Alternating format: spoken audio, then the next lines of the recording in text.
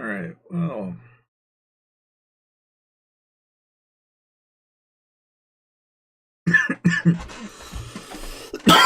Oh, good lord. Aside from coughing up a lung. Yeah. So. Yep. That's pretty much that. Hang on, guys. I will be right back. But I'm holding base at the moment, so let me click over to that real quick. That's what I'm doing right now.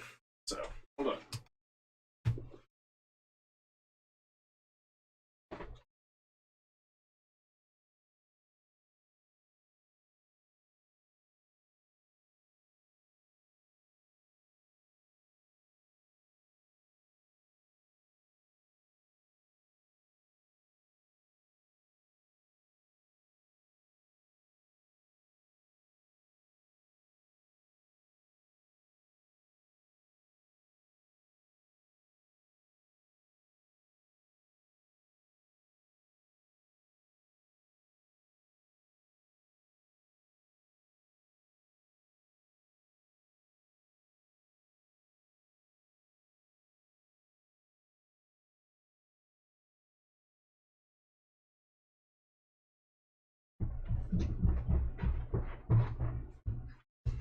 Alright, I'm going to resurrect thyself onto the internet. So, here we go. Alrighty. Probably the only type of rally to AFK holding a base, but, you know. I don't know, you do these things, man, and it feels bad the first time, but it gets better. Okay, there we go. Lo and behold. I'll get some lights here. Oh, there we go. A little bit of lighting. Look like crap, but you know, hey. Anyway, you see it? It can't be a bad day, right? Well, where to begin? Oh my god. I suppose I could probably open up chat. I suppose that'd probably be a start, right? Alright. There we go. I have chat open. Fantastic. Alright, well, anyways. Not much to say, old Dave. These folks here are probably AFKing pretty hard right now. 116 billion byte guild, though. AFK'd right by the base. And that works for me. But, oh, here's some sign of life. Something in frickin' cav gear.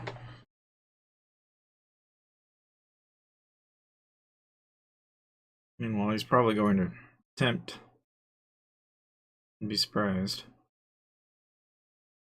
But we'll see.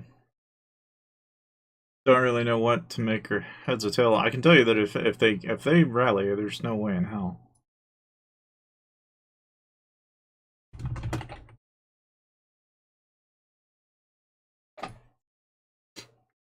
But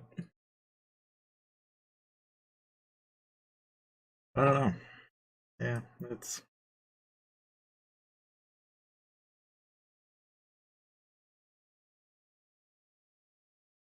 alrighty.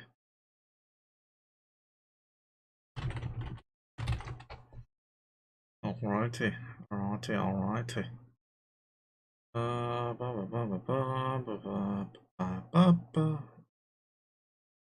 Let's see here if I can just figure out where.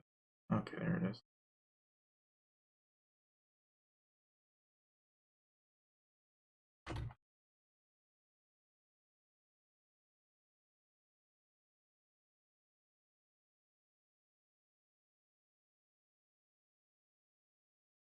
And anyways, I don't know. These folks here, all fat though. They're like fat ass accounts, but you can kind of tell that they're kind of like me. I've just been playing the game for too long. And then you got like this guy here. He's like 1.7, so he's like the only guy I'd say he's probably got some capital. I can tell you, if that guy comes flying in at the rally, we will probably not take that. More than likely. Because that guy's probably on par with... let me put it this way. There's no way in hell I'm taking a rally. Let me just rephrase what I'm saying. I have taken rallies before, and it does not end well. Does not ever end well at all. Unless you've got really good gear, and I don't have the resources. So it's really kind of a combination of the two. You know, it's like, I really don't do any of that kind of stuff on my main anymore. I used to, but like it's too expensive to like maintain that. And there's not really enough incentive to do it, so it's like neither here nor there. Oh no, he's probably rallying, isn't he? Yeah, he is. Well, Fubar.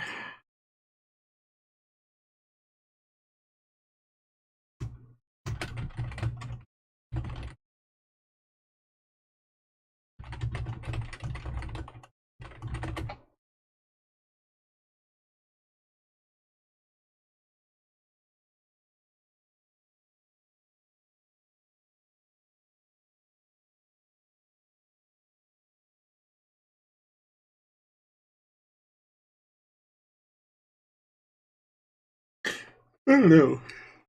He does look like the type of guy to attempt a rally with one filler, but for all I know, that could be a really bad idea. So I don't know. It's usually a bad sign. Usually a really bad sign. Or a good sign. Boy.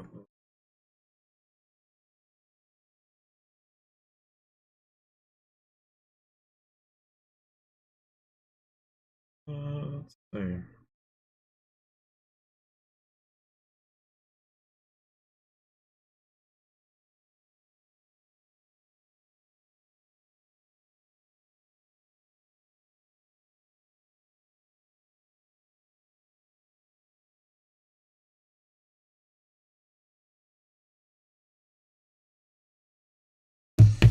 Yeah, I don't know. Kind of a hit or miss. Is this guy literally?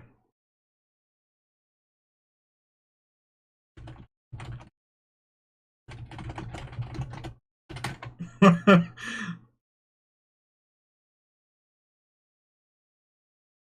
I don't know, man.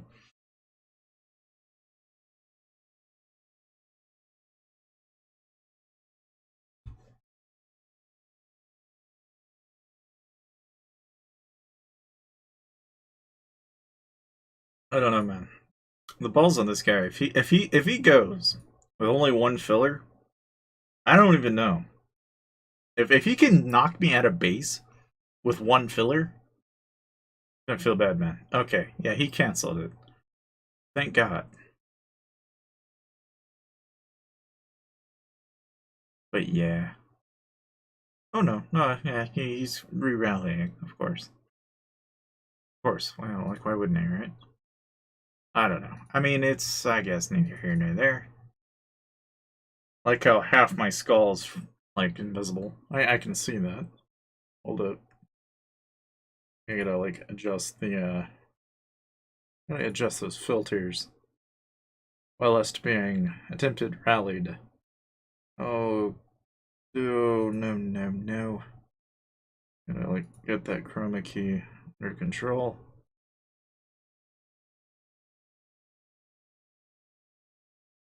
Okay. It's not better, it's still bad. Da, da, da, da, da, da. Bring it down to similarity.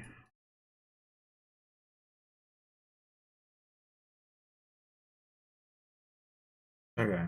That's better. Not as bad as it was anyway. 'Cause earlier, I mean, hell, you could see right through my head, man. Apparently, my head is a little too green. Okay, so 439. What? Alright. See, the only thing that disturbs me is when you see this. This is disturbing. But this is evidence of how XIX runs. Literally every time. They've always got one guy in every kingdom that takes a fort. And that's how they win. They get a bunch of people to join XIX. One guy per kingdom holds a base, or vice versa, fort, whatever. You know, and then they maximize their point gain so they can win KvK every freaking time. Which is why they've got that stupid high score. Now, had they not done so, right? Had it not been that way, then they would not be able to, you know, like, make the score as high as it is. Want to hit their camps? Where's the camps even at? Like, what camps are we talking about? I want to say, this guy here is Fat Mamma Jamma. Be nice to see that guy rally my trap, but I doubt he's going to. He's probably on his own. It'd be funny if I got him to solo it, but you know, with 2 minutes on the clock, I don't even know how many. He said 2 fill. Oh, okay. All right. So if he's only got like 2 fillers, I mean, it's still kind of like debatable. I don't know. I don't know. I mean, that's the only problem. I kind of don't want it to be Inf. If it's Inf, I'm going to be very sad inside. I'm not going to be very happy either. I'm going to be very upset. That turns out to be anything but. I'm hoping it's not, but I can see it. I can very easily see that happening. And as you can tell, my gear is, well, okay. It's not great either. It's like, the only disadvantage I have, I think, is I forget how many stars I have, but like when I look at my gear and I look at where I am in the game, it's like even my own ult is starting to look better than my main because of just the sheer amount of like differences in cost and everything. I have like 166 stars. Ugh. Hard to believe I only have that many. Oh boy. See, I'm curious with Mickey, how many stars do I have? 74? I'm about halfway in stars. Which, I don't know. It's gonna be head, I don't know. Do I take a rally with only 2 fillers? This is the question. Should I? I don't know. But yeah, okay. Alright. Okay. Yeah, okay. That's comforting. So, yeah, I mean, 2 fillers. It's that guy and the other 2. Which even in the best case, that means really at the most they can get 3, 4, 5, 6, maybe. And that's best case scenario. The other thing is I don't know, I could probably kick this guy out of Tempest. I don't think he's doing a hell of a lot over there. But, you know, last I checked he had as far as stun goes, yeah, that'll contend. If I get hit really hard, that won't last, but I think for the amount of stun I have, yeah, that'll suffice.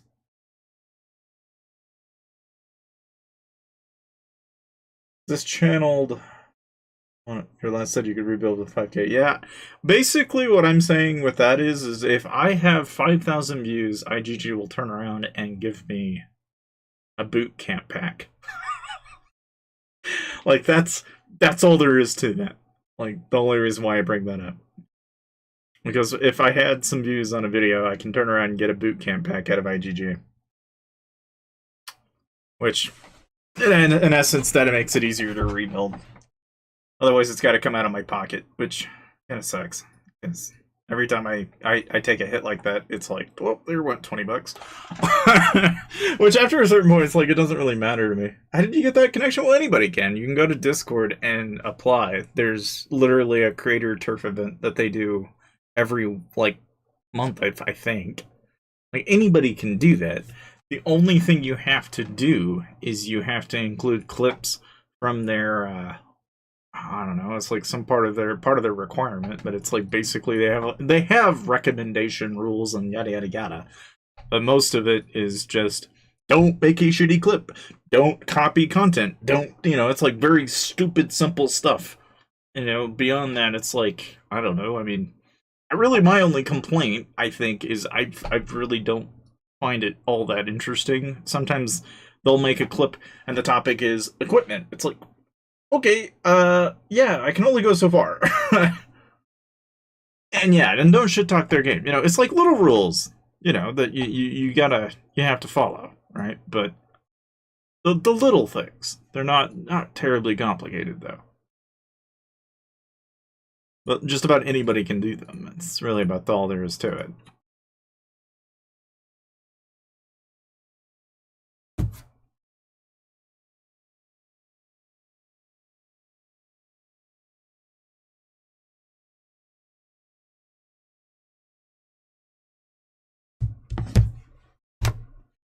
And I don't know, I mean, you want me to... Alright, port it over. Give me a moment. I have to, check the rains out, which is gonna suck. That's nothing out of the usual. Or wait, or do I? Oh yeah, no I do. Okay, I was gonna say, I'm like, bruh. Alright, so, anyway. My poor alt is probably just as abused. But, I don't know, I mean, even on a good day, I mean, I don't know if you guys have seen it, maybe you have, I have no idea, but, oh man. Even on a good day, it's like when you can trap and you can take a hit and stuff like that, it's great. Absolutely fantastic. But, I mean, even then, right? Whole lot of people, a lot of little time. And I can tell you that, like, even this is like 700,000 gems for a whole whopping 10% in stats. And I'm probably not going to do that for a while. I'll probably just milk it the way I've been doing it. I'm just logging in and getting my VIP points. I'm not going to bother gymming it. When I first got VIP 15 back in the day, though, that's what I did, is I got up to 14 and then gymmed it. And that felt worth it at the time, but looking back on that now, it's like, 10% is not that big of a deal. Not in comparison to, like, what I could have done with 1,000,000 or so gems. You can do a whole lot of things with 1,000,000 gems. One of them being, if you get hit and rallied and all that fun stuff, you can turn around and you can give yourself T2. Right now, my main account and my ult have that in common. They both run me dry of resources, or they run me out of speeds or gems. There's a constant between the three, and it's a constant jump. 10% for Holy 7 is a still. I'm not saying it's a bad use of gems, but what I am saying is I would rather use the 700,000 gems on something else. That's all I'm saying. I'd rather use it on building up troops, vice versa, right now. Because while I can get 10%, 10% is great, it's fantastic to have, I don't see the benefit when I'm losing 2.5 million T2 at a time. And then having to rebuild, 400,000 or 500,000 a pop. If I take 6 rallies, it's like, pretty quickly I'm going to need the 700,000 gems. Yeah, I mean, that's just it. I mean, you don't have to gym it, so there's almost no sense in gymming it. Some people will, but I'm not one of them. I mean, I'm not going to bother gymming it. I'm just going to let it ride itself out all the way through. And there's a lot of packs and stuff like that you can get VIP points almost naturally to some extent. I mean, not really necessarily free to play per se, but I'm sure if I were to sit there and game the solo events and hell events and challenge events every time they came up, I'd eventually be able to rack up enough VIP points for it to be worthwhile. But my main concern right now is, like, I stack gems on my accounts now for the sole and only purpose of holding onto them for T2 now. That's all my gems are for. I don't use my gems for really hardly anything else. Except for, like, on my main account for army boosts. And even that I'm trying to cut down as much as I can, because it's kind of flagrantly stupid to spend 5,000 gems every, like, 3 to 4 hours, but hey, you know, that's just, you know, kind of the way the game is, so I'm just gonna have to kind of eat the cost, and that's just the way. Okay. Alright. Well, so this guy's got... Wow. Okay, so that's not bad. It's definitely a lot more fancy than mine. I'll give you that. But, yeah. I mean, any way you slice it, though. The only thing I will say about this KvK is that I was kind of surprised by the sheer, like... There was only, like, maybe 1 or 2 guilds that actually seriously considered hitting my trap. And the one that did is already pretty much decided to pack it up and leave and stay at their home base. So it's like, eh? Like, there's not really a whole lot going on here. I'm sure if I were to port over, maybe they'd bother. I don't know. There's a part of me that wants to, like, do a name gag, which is basically go up, hit a fort with your main account, and move your alt, and just move your alt over with, like, a similar name, and just watch them panic and think you're in fury. Okay, alright. I don't know. I've been trying to work on making memes out of those content videos I made, though. And I made a few of them, and I don't know if you guys have seen those or not, but they're cheesy as hell, but they're basically Keemstar screams. Rinse and repeated with, you know, a couple of, you know, sprinkled with, you know, whatever random thing I can think of. And I've like, seriously tried to think of, like, different gags and laughs that you can pull out of just simple footage and stuff like that. And some of them, I don't know. It's like, yeah, to make memeable content, it is very challenging because you have to think in terms of the joke. And some jokes are not that funny. And other jokes, they're kind of funny. Like, there's some relatable shit out there that I think people could make some stuff. I think people can make some pretty funny stuff if they think about the things that they can, you know, that they run into on a regular basis. You know?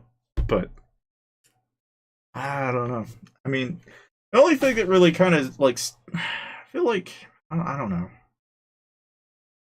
Oh, yeah. I don't know. What's the point in... Okay, so they took Tempest. What about Bright? Oh, they got Bright. Okay, what about Frozen? Okay, so they got Frozen. So all of our guilds in the kingdom have got all the major forts. But this guy over here is just sitting here basically... You know, I can tell you right now, if you want to be a jerk, what you do is hit this fort. Watch XIX lose his... I bet you he will lose his marbles if you start hitting his fort. I guarantee he will lose his marbles. XIX will not be happy if they have to fight for a fort. Oh, shit. You know, I say that now, and here he is. What's he gonna do? I don't know, man. He scares me. He has the attitude and the likelihood of having like a really decent set of gear and stuff. He's the kind of guy that might even solo you out of a fort, you know? Like, debatably, this could be very bad. Very, very bad. And it all depends on what this guy sends. I don't know what he's going to send. Which is what scares me. Like... Okay, alright, so he buggered off. That's good. He buggered off. That's all that matters. Buggered off. I mean, not like he can do anything, really. I mean, if he could, which he could, right? That's the main thing. He could do something. We don't know what, but he could do something. I'll go ahead and I'll take a good gander at what he's got in that Skyfort, because there is a part of me that kind of wants to screw with him, just because I know XIX well enough to know that they would not find it very entertaining if they can't hold a base or a fort for any amount of time. It would bother them up. It bothers them. Especially this guy, because he's basically trying to fort points over. That's all they're trying to do. Hey, what's up, Beat This? How's it going? Oh, yeah. I mean, I like I said, you know, it's nice to see some viewers that have been around since 19. That's cool. That's actually kind of crazy. I didn't realize. Well, see, that's the thing. You know, it's like people. I've got people that still, coming to me every day. It's like, oh, hey, I had blah blah blah blah. Okay, so, oh, he's got like all T1 in there, dude. He's got T1 fluff troops in there, dude. I can send T1. I can send like maybe that much, and yeah, I can just let me just trigger him just because I can. That might bounce, but I don't know. We'll see. That'll either bounce or it'll hit. It's T1 though. And if it bounces, it bounces, but pop. Aw, it popped. Damn it. Damn you. Damn you and your 300k. Well, that's fascinating. So he's got 100,000 archers, and even though I sent that, the T1 in there is actually enough to keep. Well, that's fascinating. Alright. Alright. I'm game, if he can do that, I can probably send another merge. Yeah, I know. He's like Mac. I mean, that's just it. I wanted to see if that would even bounce off. And it did, so. Yeah, the one thing that you never think about is, like, can T1 bounce a T2 march? And it's like, well, there you go. Evidence enough. And the reason why I'm testing that is because Worthy wants to do, like, an alt in a new kingdom and shit. And so I'm having to, like, kind of remember how much can you do with a T2 march on a T1 march. Like, I'm having to remember, it's like some of that stuff. Back in the day, you used to be able to do these T1, T2, and T3 marches, and so you'd build like 500,000 T3 and 2 to 3 million T1, and then you would fluff it. And there for a while, basically somebody would hit you, and then you would have auto heals with T1s. Naturally, this is probably not a good day to do it, nor is it a good time to do it.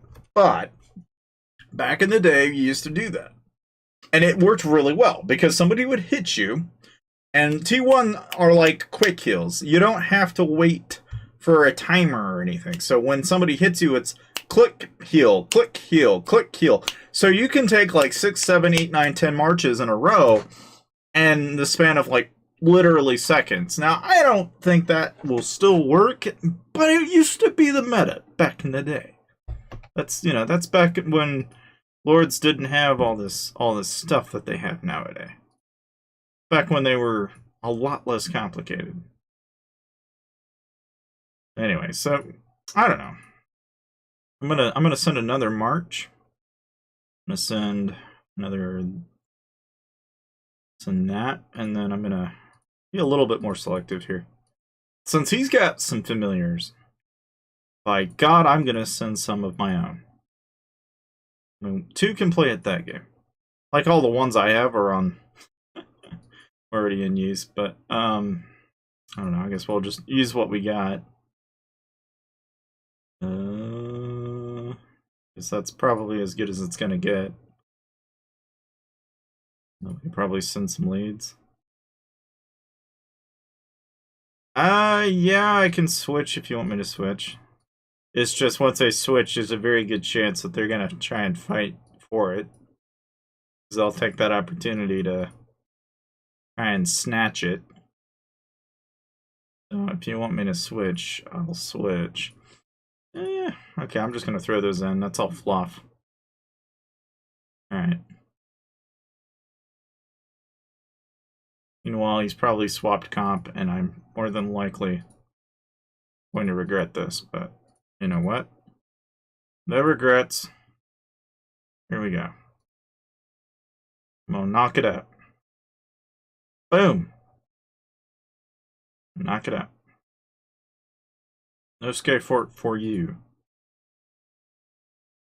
Okay, here we go. There's a switcheroo. Just swap your travel speed gear.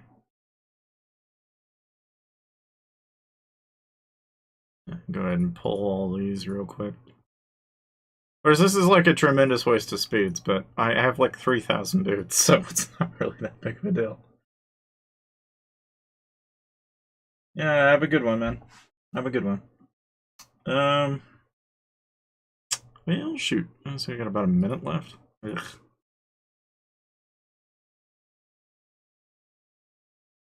Ba, ba, ba, ba, ba, ba.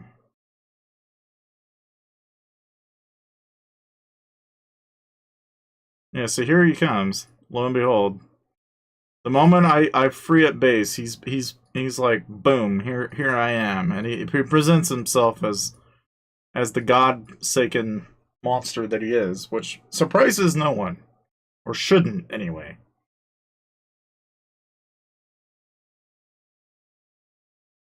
This guy's not good at screwing around.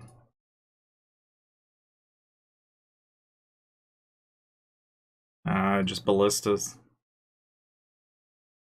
Okay. Okay, now he swapped his ballistas out, and now he's putting something else in. What is he doing?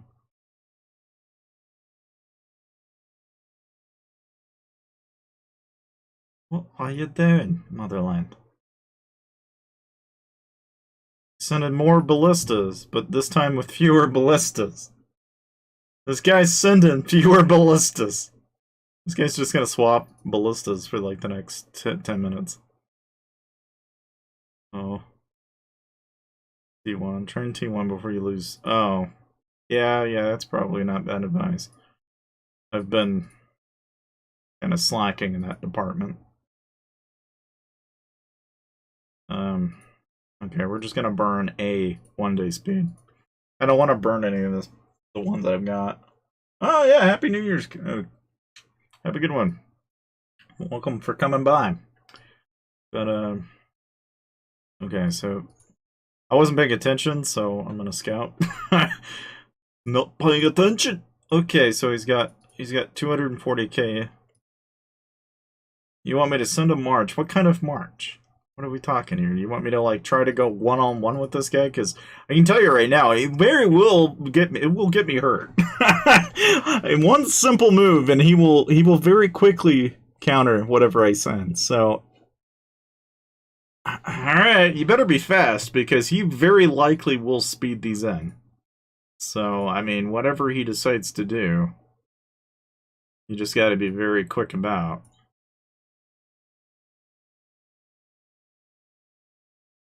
Oh, whoops. We got one very important element there. But that's enough to scare him out, so hang on. Yeah. I'll just change that out a little bit. Damn it. Me trying to like micromanage, so he's got 240k. Okay. Pull that out, put this in. It's not by any means ideal, but it'll work. Try to kind of even that out.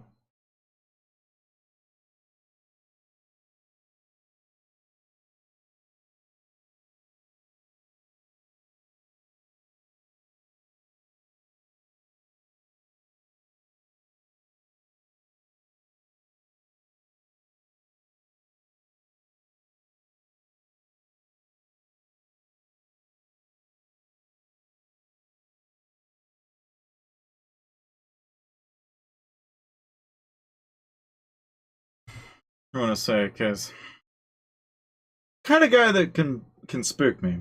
Yeah, the guild name's ZDK. My talents, yeah, I mean my talents are okay. They're currently range calf.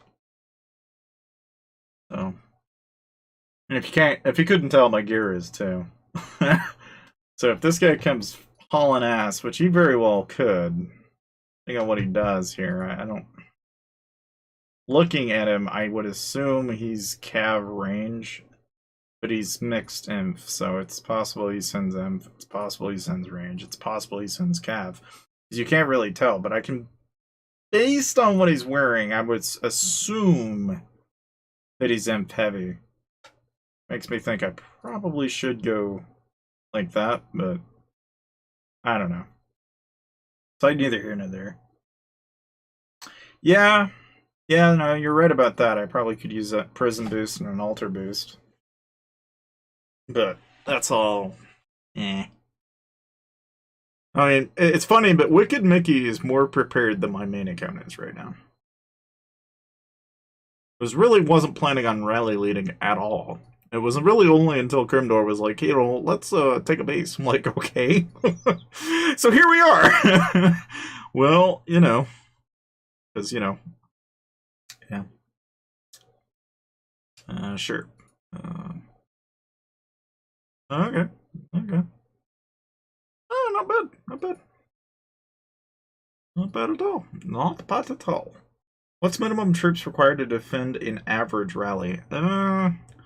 Well, defining average, assuming it has no T5 in it, and you're sending at like 2 million T4 getting sent, right? 2.375. I'd say really, and this is an average rally, I would say you're probably going to be best off with anywhere between 2 million and 2.5 million T4s and 2 to 3 million T2. 4 to 5 million is preferable, 5 to 6 million is ideal. Now a single rally, if let's just, and this is best, that's like bottom line ideal, like you won't lose hardly anything. You could take 2 million losses and you'll still get it all back. And you could probably take T5 along with it, like 6 to 700k. Like that's the average rally to me right now is 5 to 600,000 T5 and the rest all T4, right? But if you're wanting to go on the very bare minimum, I've eaten a rally with 700,000 T4 and the rest was like 3 million T2. And that was with only 1.3 to 1.4 mil T4 that was in the rally. So if there's only like 2 to 3 fillers, you can eat a rally that big, right?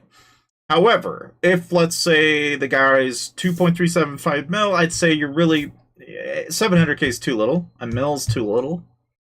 You really got to be somewhere around 1.7 to 1.5 at the very, very minimum as far as T4 goes. And even then, I wouldn't recommend the minimum for anybody, really, because I've eaten and tried to eat at 1.7, and I have yet to have anybody, like, I can eat it, and I'll actually win the march, right? I'll win the battle, but I'll burn.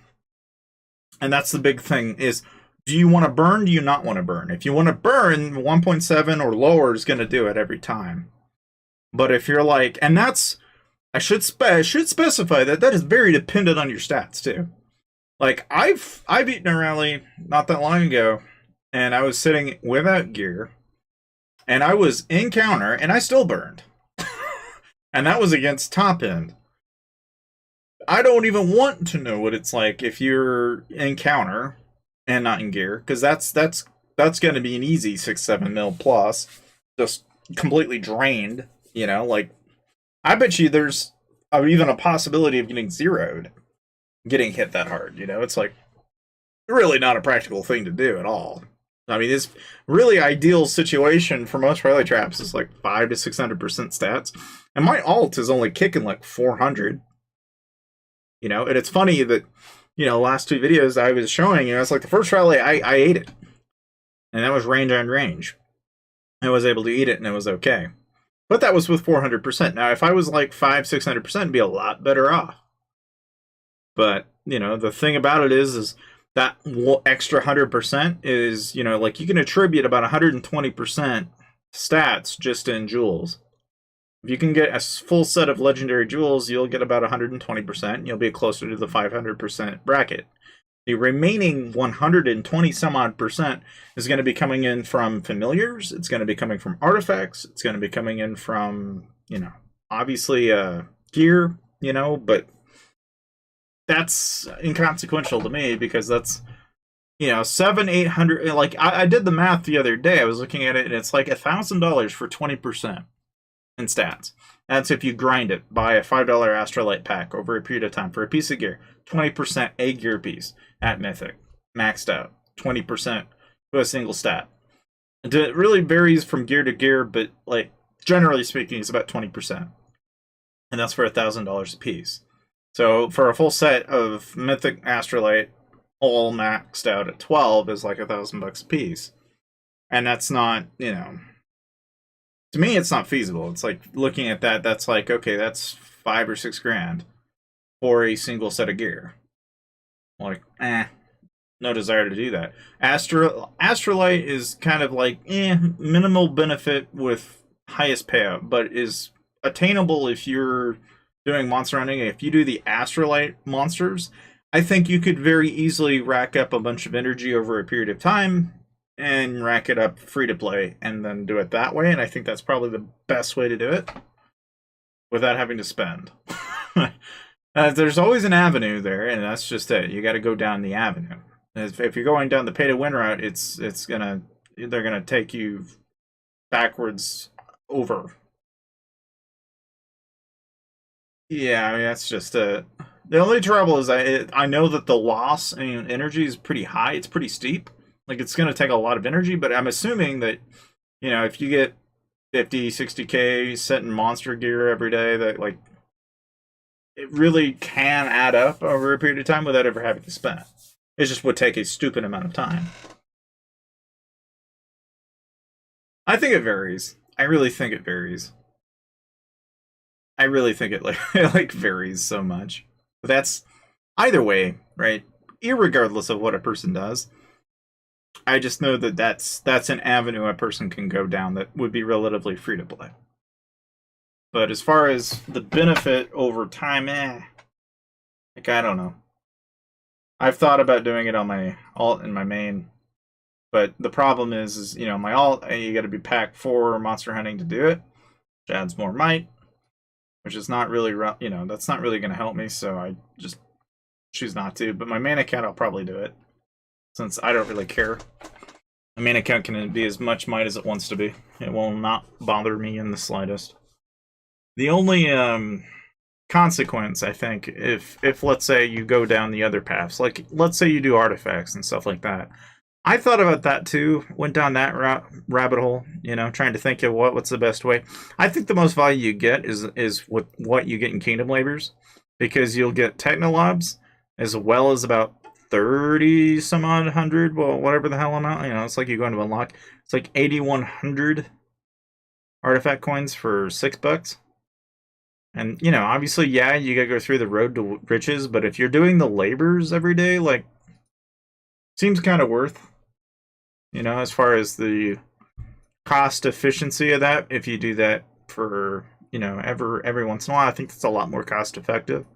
The $20 weekly pack that you get in the store, so if you were to go in here and you go down and you go on to this and you go to weekly passes, like this pack here, I don't think I want to bother with this.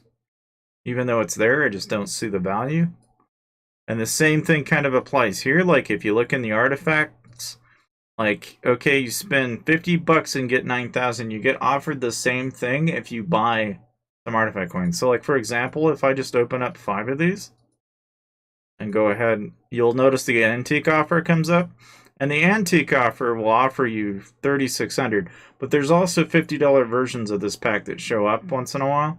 And that pack is basically the equivalent of 2 of these packs. And you can get all 3 for, it's funny, it crosses it out, but it's like, yeah, it was $75.73. And instead you can get it for $24.99. Well, that's basically buying the pack 3 times. And that's about what you'll end up doing if you want to get anything significant in artifacts. So it's really kind of a pointless thing to point out. It's like, and even then you've got to work on doing all of your, your artifacts, as far as doing your epics and doing your legendaries and then doing all of your low tier rares. It's like, it's after a certain point, that's a money pin in and of itself. So it's like trying to be skilled in that regard. I don't think there's really a way. And then obviously chests and stuff like that are really kind of a gamble, right? I think the only packs that a lot of people, I think, collectively agree is this pack is garbage.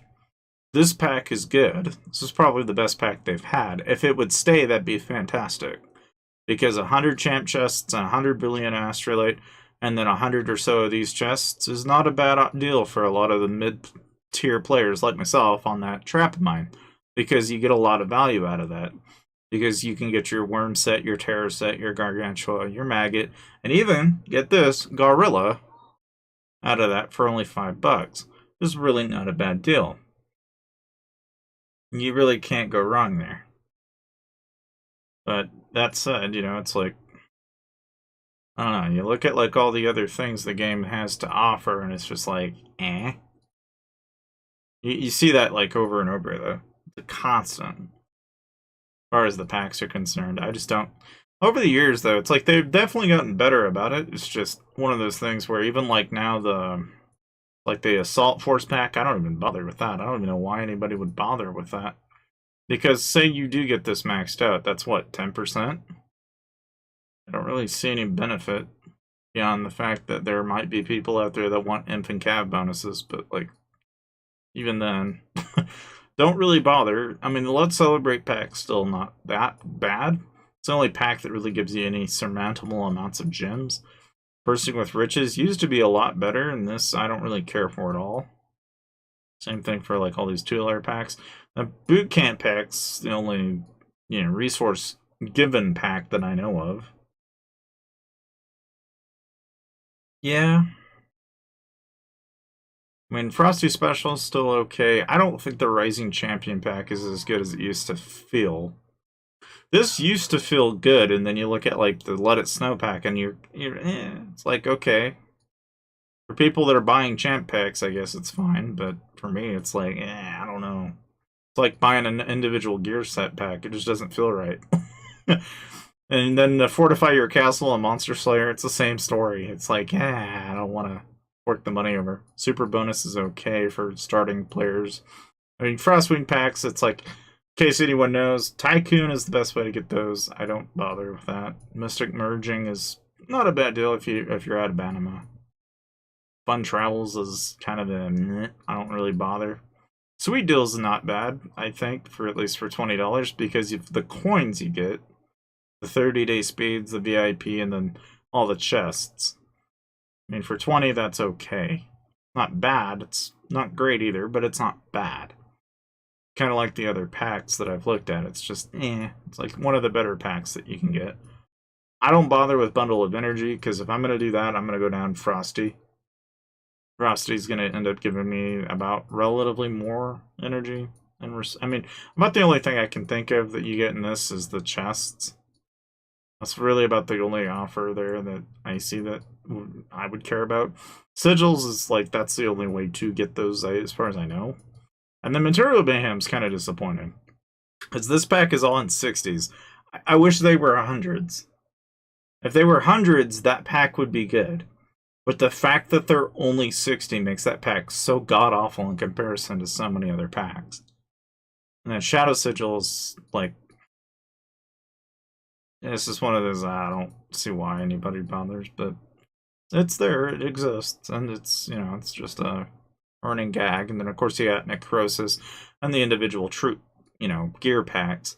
And then, of course, the original OG champ pack, which, you know, for 40 mains at $100 a piece, that's like, what, 10 greens? Which is then, what, 2 blue, 2 rares?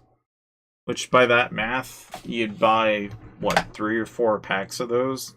You know, 5, 6, 7 packs, and you'd have a legendary. Not counting anything else you get on top of the champ chests. And it's like, okay, the value in that pack makes sense. A little bit more than it used to. I don't recall it having the mains that it did. You're working on wolves. No. I'm not working on anything on my main. I am actually completely like ill-advised as it may seem. I just don't. The money pit alone and just gear and everything alone, I just don't bother. I'm at a plateau. I feel like if I go any further, it's just ridiculous to do it, because at that point, you might as well have been a Mythic Champ player at that point. And unless you're spending 40 grand or plan on it, you're not going to achieve that. So then you're really wasting your time. You're better off looking for a guy that has a Mythic Champ account and have him be the rally lead. And you join him instead. Because I don't plan on eating rallies in this account. I don't, I might send rallies, might hold a base like I'm doing now, and that's only, just because I can, but that doesn't mean I should. I mean, really, if there was a better positioned player that had better gear, I'd say give him the freaking castle and let him do it, because he's obviously a little bit more prepared. The comp is gonna have to be comparatively, preferably range cav. Okay, preferably. I can take it in inf if we had to, but I don't want to. Because I'm not set up in such a way to do that. And just because we're on stream, I don't really give a shit. But as you can tell, it's basically 6, 6, 30, 25, which is an opposite comp. Like, if we get hit, it'd be preferred we drop our inf counts a little bit and buff our range and cav count a little bit. But right now, we're so goddamn mixed that somebody's going to look at that and they're either going to pick a comp or they're going to pick, some type of blast. Either way, we're probably not going to try and eat it. Last time we did, that got us screwed up pretty bad. That's because, for one thing, you just shouldn't be eating marches with mix. It's a lot easier to just bail out and then re-rally. It makes more sense to do that anyway. Because at least then you can counter. It's that, or you got to very quickly rotate the reinforcements, and then you have to kind of guess to some extent what they're sending. But what's all this commotion about?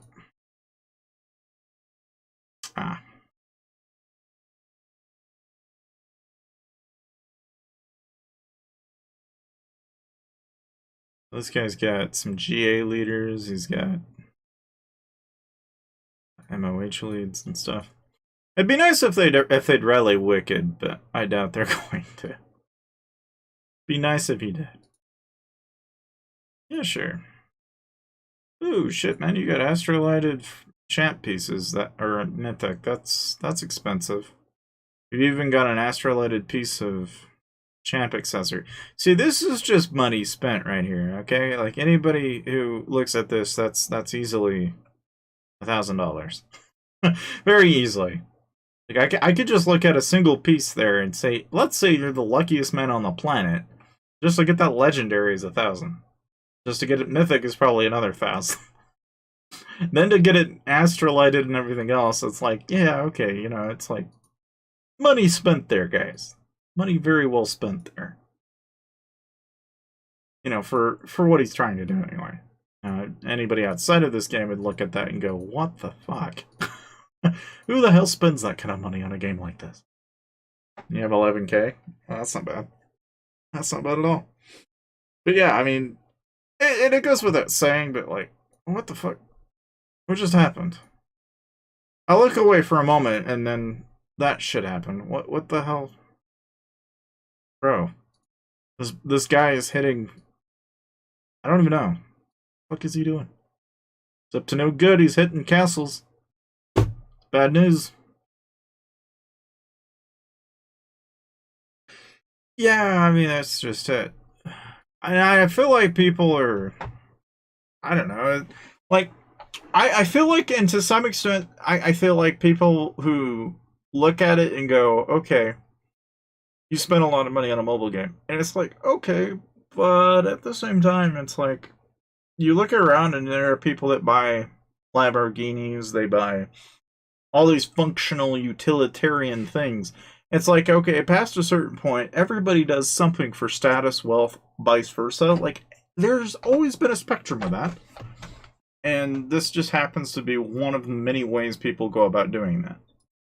It's like, to a certain extent, right, there will always be people that spend stupid amounts of money on things that we will probably never value in the same way that someone else does.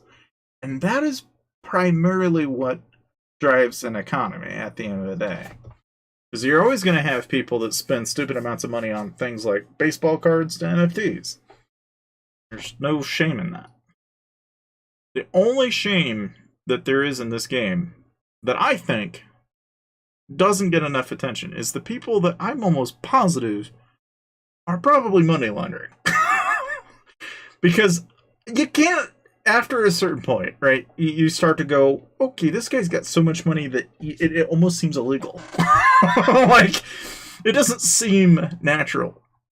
It's like when you meet a guy like that, that's when you go, I don't know where he's getting his money, but it doesn't seem to be coming from somewhere legitimate. You know, like, this guy might be doing something on the side that we don't know about. You know, like, just thought. And the thing is, you know, it's like people that do money laundering, it makes a lot of sense for them to do that. Because you've got Aptoid, you've got these cryptocurrency apps involved, and it's like the avenue for someone to do that is there. You know, it's like looking at like Aptoid and Huawei and all these other major app purchasing platforms. People don't really sit there and think about it long enough to realize that there very might be shady shit going on under the table. That, you know, it's like, you even hear about the people that are buying and selling accounts for $75,000, $100,000. It's like, well, I would assume most of those transactions are being done in crypto, of all things. Because you're not going to go to a bank and wire $100,000 without the government and somebody somewhere saying, well, what the fuck? You know, where's this 100 grand coming from? Right. But if somebody does it purely over crypto, well, then now you don't have a trace. You know, the only trace really is the ledger, right? But you don't really have the government going through the ledger every day and going, I wonder where this came from. Because then they just look at it and go, it must be a sound investment or something along those lines. I don't know where it could have possibly come from. But yeah, that's the thing. You know, it's like there's usually not anybody to ask those questions. And by the time they find out about it, it's already long gone. So it's like the only people that seem to be ever getting got in that regard are the people that have too much money to burn. But it just seems to be like the way of the world at this day and age. And there's always people that do that. You know, it's like you sit there and think about it long enough and you start to really kind of, you foreshadow the future in a way. Like, yeah, chances are that's probably going to be more common. And eventually someone somewhere is going to finally go, wait a freaking minute here. Like, someone is trying to trick me. But, I don't know. I mean, that's just a theory, you know. It's just a thought, the thought that goes wild, you know. But I'm sure I'm not the only one that holds that line of thinking. I know I'm not. I'm sure there are people out there that think like me on that regard, you know, because it's just too good to be true after a certain point, you know. It's like, and I don't know, you know, it's like you see the underground of like how the bots and stuff like that operate, and it's like, okay, and there's even people out there that they create the cheating software programs out there, and that's what they operate on. You know, it's like there's entire business models of people that are making a living selling resources, gems. It's like, yeah, that's not an accident. And it's like most people don't realize that by going out to a buyer, seller, gem seller, whatever, well, yeah, it's prohibited by the terms of service, and even by discussing it, I'm sure IGG's probably like, oh, you shouldn't do that. You know, it's like, well, yeah, but it's also out there. And the people that legitimize it are also the same people that are like legitimizing the people that are credit card scamming. You know, like they take a credit card, buy a bunch of packs. You know, you're legitimizing theft effectively. That's what a vast majority of those people, I'm pretty sure, are doing. It's that, or they're stealing other people's accounts, draining the gems off of them. You know, I mean, there's just any countless numbers of ways that people go about that in that particular line of business. So it's like when people are sitting here going, "Oh, yeah, that's legitimate and it's totally safe," and blah blah blah blah. It's like, yeah, but you really got to think about what it is exactly you're enabling too while you're at it, because that is kind of the you know, while most people are like, oh, well, I don't care about morals, I just want what I'm after. You know, it's like, that's the beauty of capitalism. Nobody needs to know. All you need to know is the ends justify the means. Right? What is your troop might? Well, I don't have a ton of troop might on my main. My troop might on my main is pretty goddamn empty. My alt on a different story. My alt's almost all troop might. Almost all troop might. So I mean, my main account and my alt are like polar opposites of one another. As far as might is concerned, where my main is mostly all core might, my alt is almost all true might. So it's one of those neither here nor there type deals, but I feel like that's just, you know, just the way of the game. Oh boy. Oh.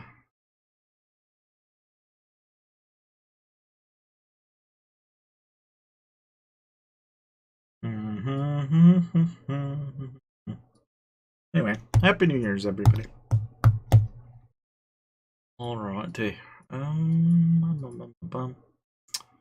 Don't suppose. Yeah, I don't really have anything for that dude. Particular, as far as I know. Not really anything Astrolite that I can think of. I have to pay more attention to that later on, though. When I actually start to care. Let's say about the only thing I want to start to Astrolite would probably be Mecha Trojan, maybe Helldrader, or Bon Appetit. Those are all things that I probably want to focus on or dump energy into.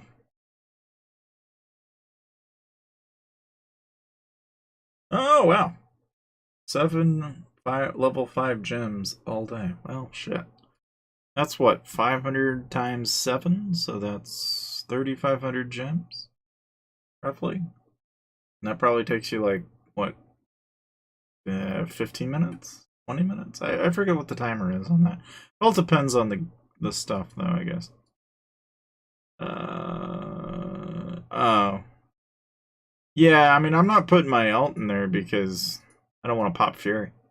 I mean, I could, but I have no desire to pop Fury on that account. I will actually strictly not pop Fury on that account for a very good reason. That's because I have no desire to take multiple rallies on that account.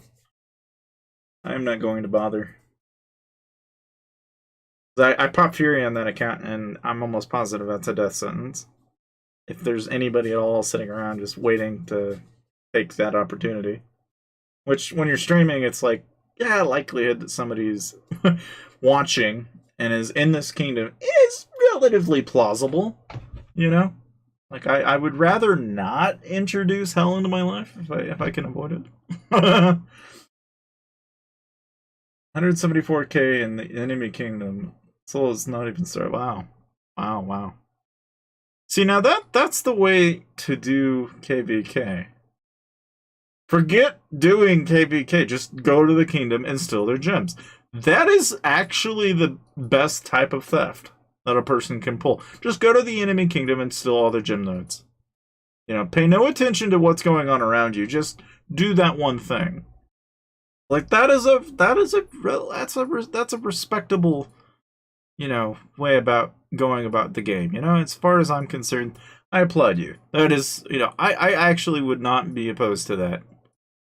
Spending like a good hour just dumping time into getting gems, that is not a bad deal. That is a not so bad deal at all. Now, let's see, my main account's only at 8 mil. Now, if you're wondering, my alt, on the other hand, different story. I took 2 rallies and I'm at 65 mil. So my alt is not doing so bad as far as my points and all that jazz. Completely different story. A bit interesting. Why is it doing that? What? How? How does it come to that conclusion? That is not my main account. Bro. What did I do? I am like completely out of it. Like trying to figure out why it's not showing the right thing, and then here I'm like, oh, duh.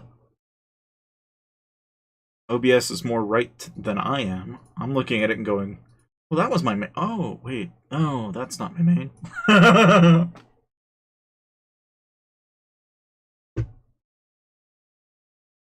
Yeah. I don't know, you know, it's like top 10. Oh, I don't know if we'll hit top 10. That XAX guild's gonna top everybody. More than likely. Because that guy's gonna sit there and help XX win top, but I would anticipate. Oh shit! Really? Alright, Jeff, are you guys sleeping? God damn it! You know, so these guys came by and rallied Crimdor the other day. They were on our freaking shit list, as far as I'm concerned. We're going to be going after them next. Probably after this KvK. We're going to be looking for ways to make their lives not so happy. But, okay, so it looks like they're... What the hell is it with RHF? They all just go napping on us. They hold the forts and then they go to sleep. God damn it, man. What are we gonna do when RHF decides to just go napping like this? Now they're leaving IG all the points. Like, come on. God damn it, man. Come on. I mean, don't get me wrong. I'm holding base. I don't want to have to tap out just because. But, I mean, god damn it, man. The little things. The little things. I don't know. I guess I could go over and scout it. See what the hell's in it. Dude! Bro!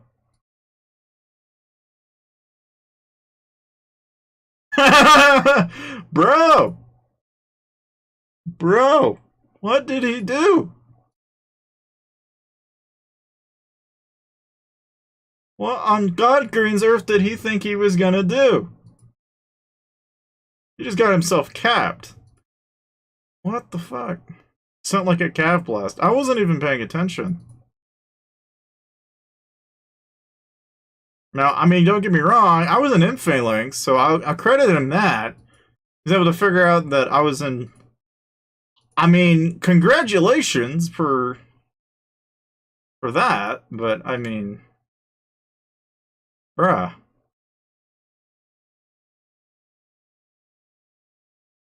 So yeah, now I've got a leader. And this... Hold up. See, Annie? Ha! He's not Annie.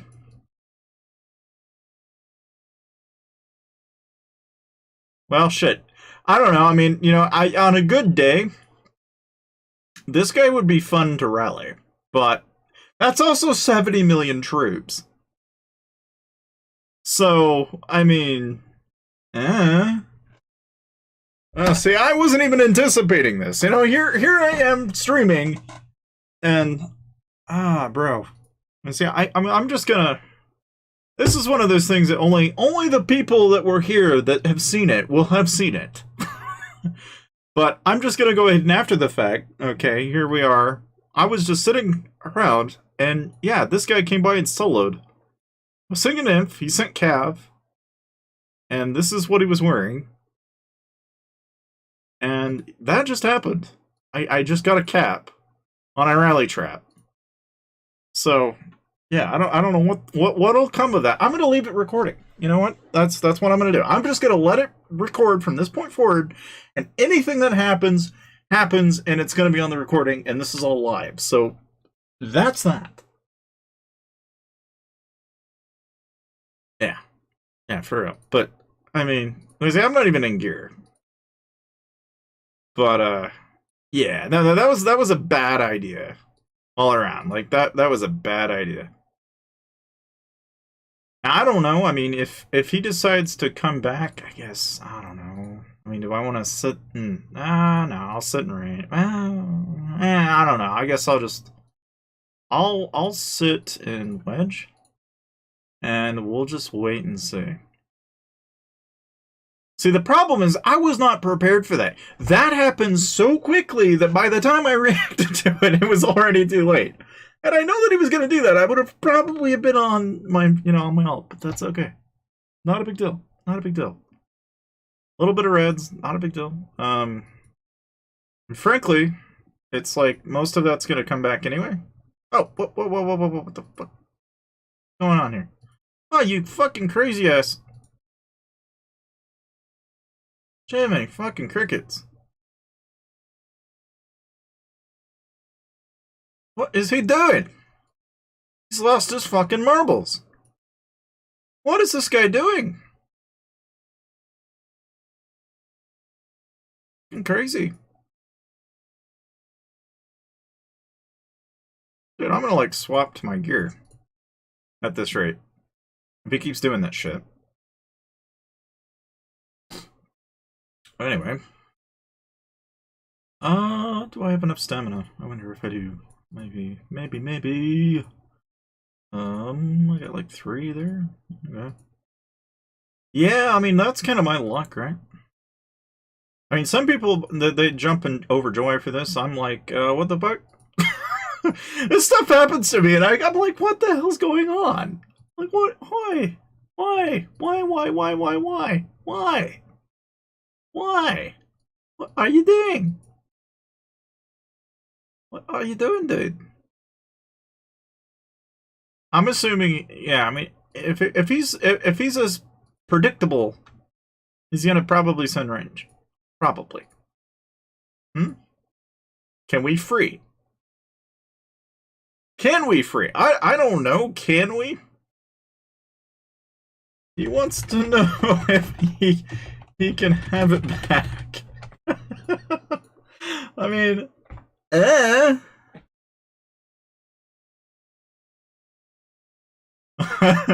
he wants his leader back. Oh man. I don't think he is. I genuinely think like yeah, I think he knows he's screwed up now. It's just, it's like I don't do gold.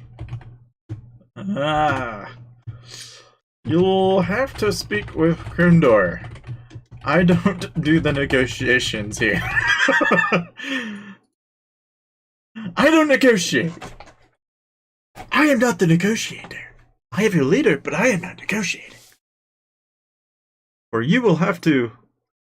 Oh, wow, he gave me He put 250 million on me. Bro. Who does this?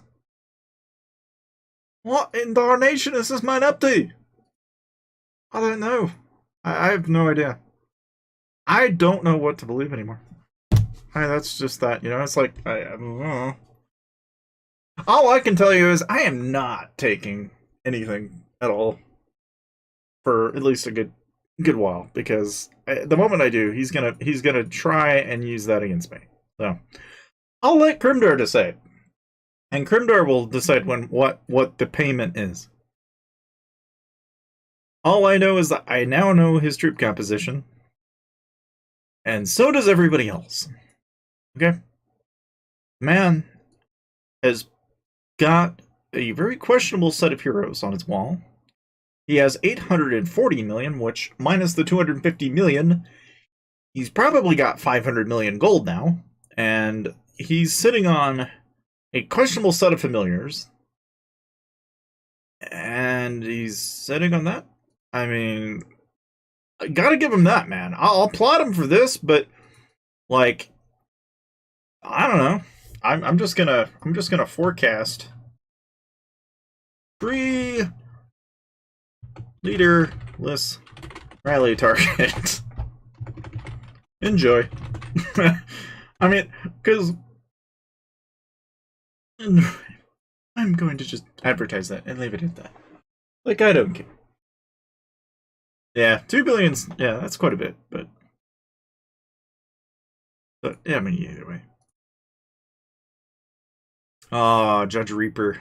I know Judge Reaper. That guy hit me earlier. I'll know this dude. Came by and hit me earlier. Crazy little dude. Well, I told him if he wants to negotiate, he's gonna have to talk to you. I'm not doing the negotiations here. I don't do negotiations. Like what? Just free it for me. It's a game in New Year, please. Oh. In a few hours, my guild will attack you for waking up. I like how that transitioned from be nice, let it go, to I'm going to destroy you.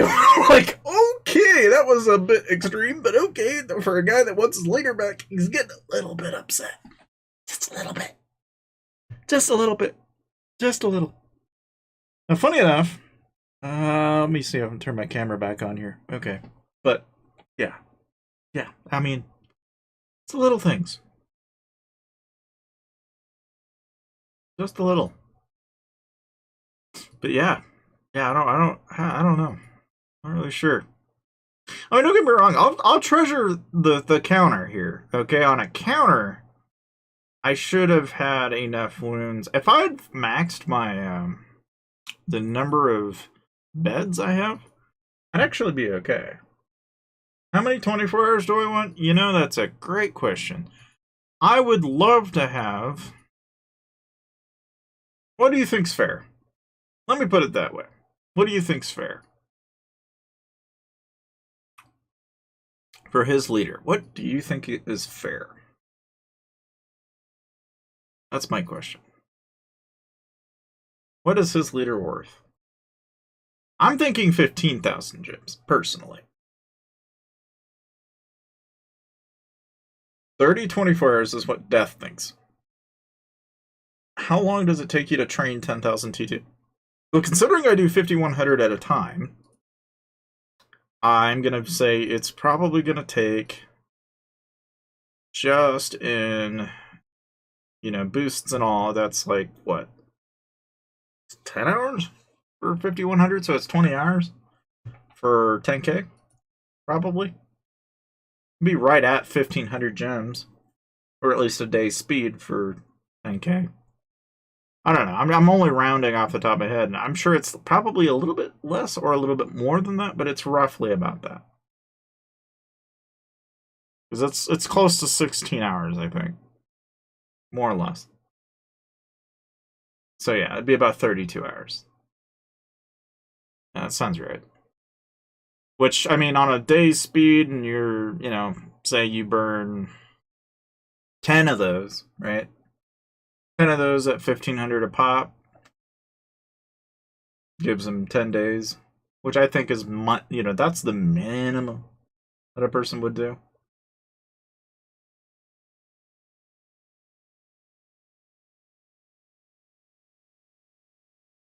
You know, so 30 24 hours is like, I think, reasonable. But, you know, 30,000 gems. You know, some are thinking 15, some think 30. I mean, it's, I'm of the opinion it's like, yeah, I don't know, you know, it's like whatever the guy's willing to pay, I guess.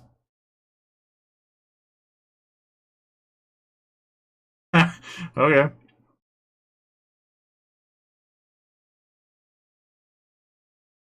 I mean, because like the way I see it, I'm not going to. I'm just going to negotiate, and that you are being the negotiator. I am just going to be that. You know, that's how I'm going to fly. Because I ultimately don't really care at the end of the day. Like, I can hang on to his lead throughout KvK. Doesn't matter to me. That are, you know, more rallies, more everything, right? In the end, it'll work out. So, the only thing I'm gonna need more of is probably more divine resurrection. Oh, ba-bum, ba-bum, ba-bum. I gotta do stages too at some point. Will you join him for the speeds? So are you saying to do 25, 24 hours? Or, oh, you want me to join him? Oh, okay. I mean, if he wants to join us, or does he want me to join him? I mean, I'll join him, I guess. I can do that. I'm trying to remember, though. Does anything happen if you do this? Okay, I'll join him. I guess what I'm thinking is this guy might pull some shit. Maybe. Potentially. I'm gonna probably swap to gear. I don't know what the fuck he's gonna do. So if he doesn't do anything at all.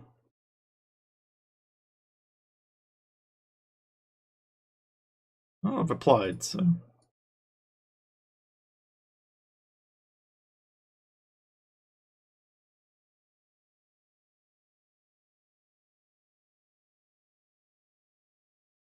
What the fucking do? What's it gonna do? Nobody knows. Tick tock, tick tock. Will the guy accept the guild request, or will he just stare down me? What'd he do? What'd he do? Nobody knows. He do what he do. When nobody do, he do.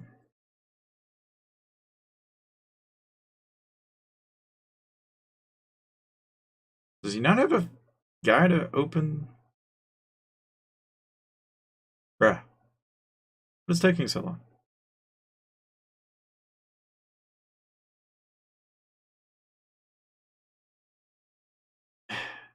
I'm impatient. Okay. Will.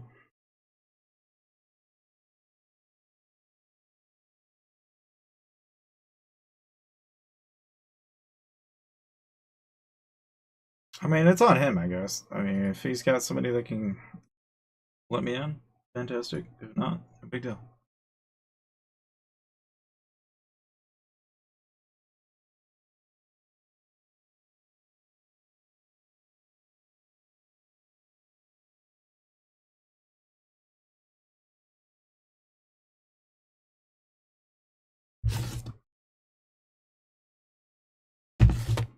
I don't know. That's that, though. The weird thing is, you know, it's like I'm sitting here holding base too on my main, so it's like really weird. Not every day that happens. Now, out of caution, should probably reinforce. Probably.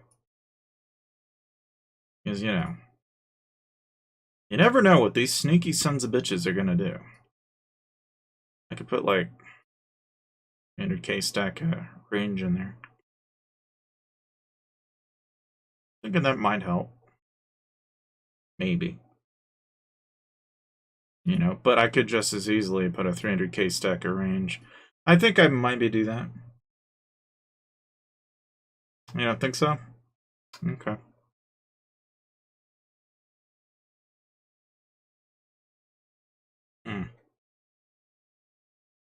Okay.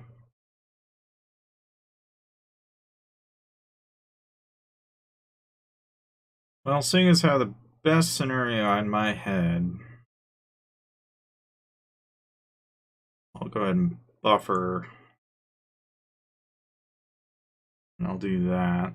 And then I'll do this real quick.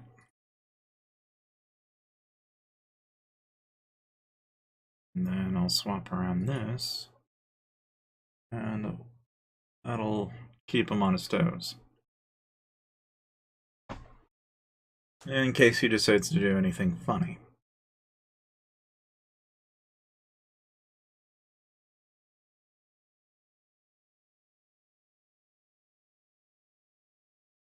You know what I've used before when I sit and... Here. And it's only because naturally the stream's gonna be kind of conscious of caution. Caution, you know, it's like I'm caution anybody to revealing anything too sensitive of in nature. In case anybody gets any ideas. But yeah. I mean, at this point I'll just chillax. I'll just hold put, you know.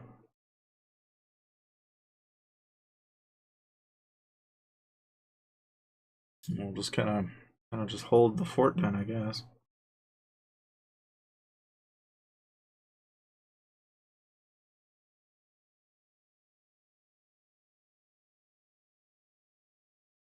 Fascinating.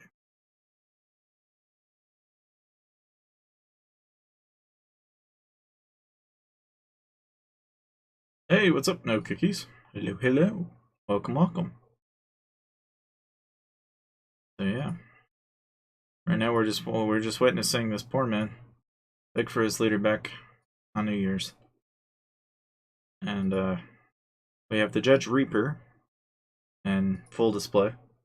Oh yeah, so far. Yeah, I mean this has been a pretty good new year, I'd say. Almost turn of the hour here in about what, 3 hours? So we're not doing too bad. I kind of have elvish ears, you know. I noticed this. I got like just a little bit of a point to them, you know. They're there. Not quite elvish, but they're damn well near it at a certain angle, you know. And then they get rounded, especially this ear. This ear's all sorts of weird. But I don't know. Benefit of being self-conscious, I guess. You see yourself in a mirror, and you're like, what the fuck? You know? I don't know. That said, where are we at on score, I wonder? 10 mil on my main, so we've gone up 2 million points. And on my alt, we're at 73 million points. Wow. So, I mean, this just goes to show, you know, it's like, I can sit down, hold a base for, you know, what, 10, 20 minutes, have the same thing happen, but somebody solos my Wicked Mickey, and then, you know, I gain twice as many points. Beer Google have no mirrors. Really? That's a fascinating story. How do you get shots? How does that happen? How do you buy? How do you get somebody? Wait, so he's buying shots out of like oh, see, that's an interesting story. A guy shows up to a bar, live streams it, buys drinks for everybody in the bar. Interesting. That could rack up to be a very expensive night, very easily. I'd see a guy spending $1,000 in a single night very easily nowadays. So easy to do. Ever so easy. Oh, really? Well, there went Judge Reaper. Figures.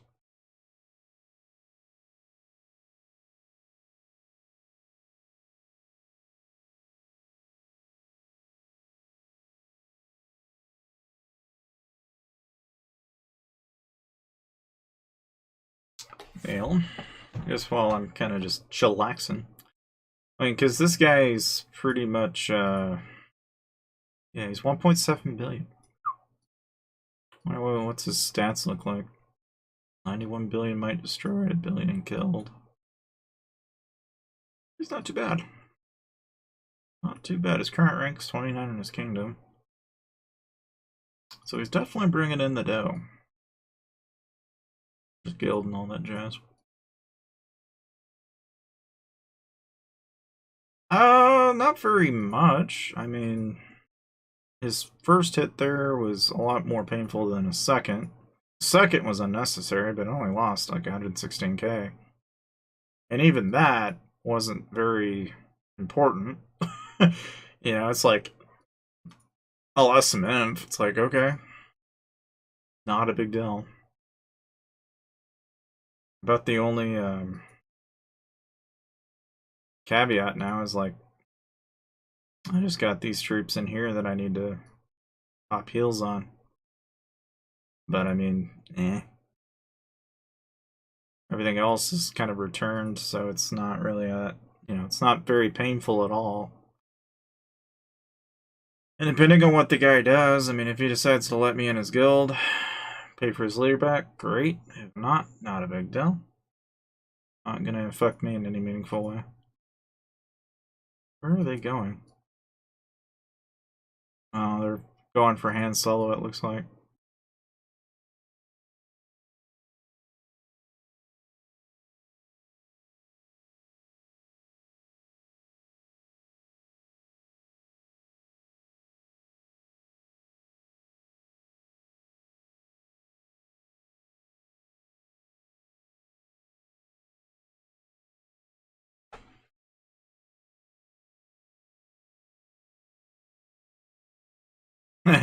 Grimdor's like, yeah, no points for you.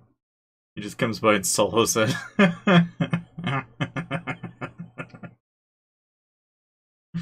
Oh, that's nice. No points for you, Reaper. No points. You don't get nothing. We don't play fair in this part of the world. We just take it. We just take it away. We be doing those kind of things. Oh, you missed the lead? Oh, damn. Well, I guess that's not so bad. Go ahead and grab all these gold quests here. Grab all the admin quests. Oh, there's a cab jewel. Like cab jewels. Was a good thing.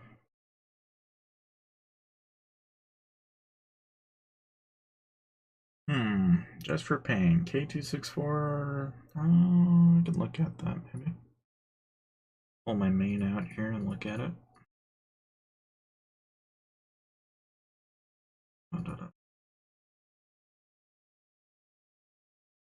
504? No, this is close enough. Oh, happy at that. I see him. 1.6 billion. Here. Just in case anybody's wondering. That's what this poor lad looks like. 1.6 billion. Not in gear. Ooh. Hexa. Oh. Looks like Vikings going in for the kill. 1.8 billion. He's got his speedy set. Don't know if this guy's going to be on or not. Maybe he is, maybe he isn't. Very well might not be. You got the bait and switch method. Well, so one thing that I'll comment on this. This is one thing that Tashi brought up that I got to thinking about. He's like, if you triple 5-head maneuver somebody by going over to them, rallying them, and you sit an imp and you send cav, but instead you send range, you can cap a guy sometimes, or you can cause a lot of damage to a guy because he baits in the first march and changes to the next march, thinking that you're going to send cav, when in retrospect you're sending range, and he ends up in the wrong formation and gets completely blasted, right? And on the off chance that that guy isn't paying attention, you can then screw him up, right?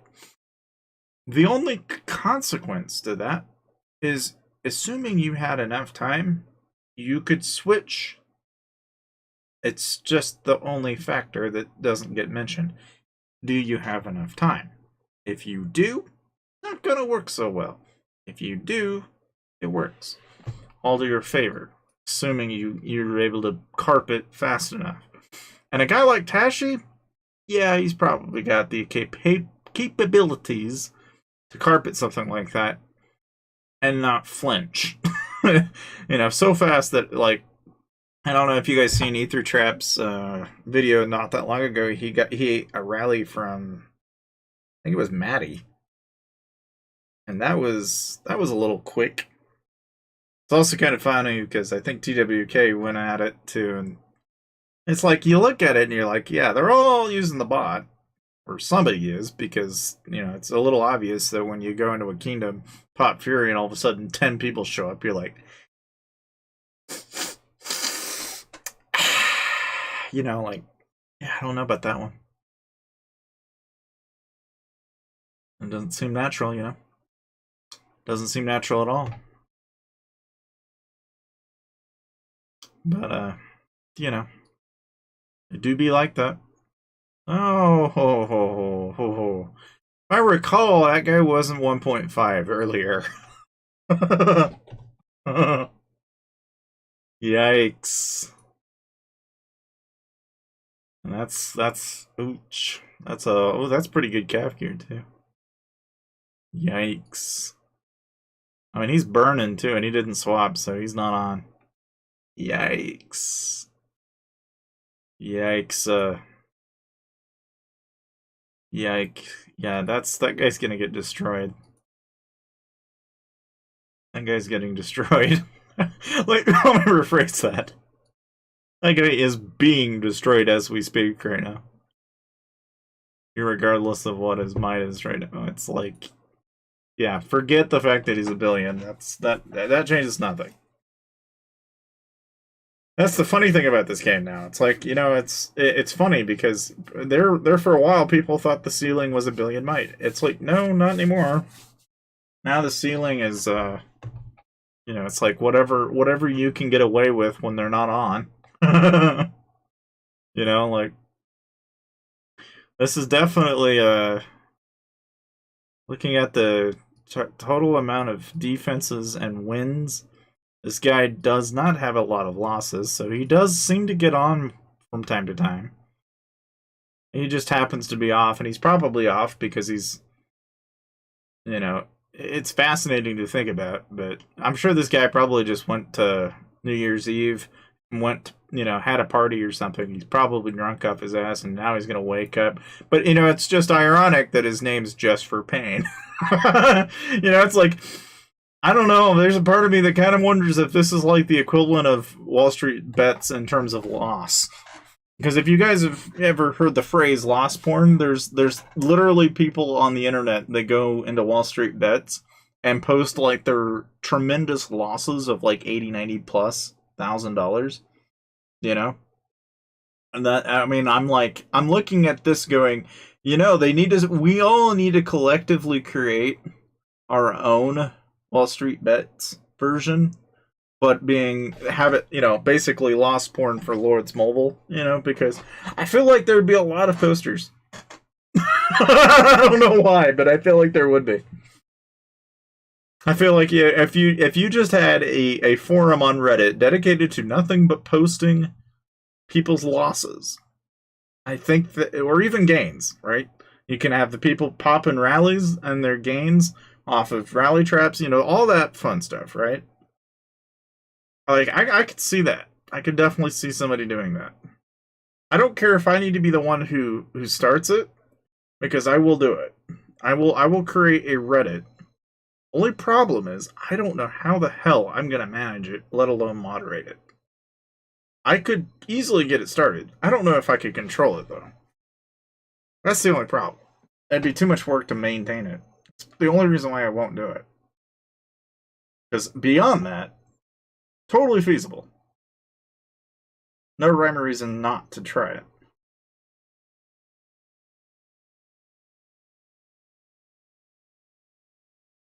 Okay, he wants me to go to the guild?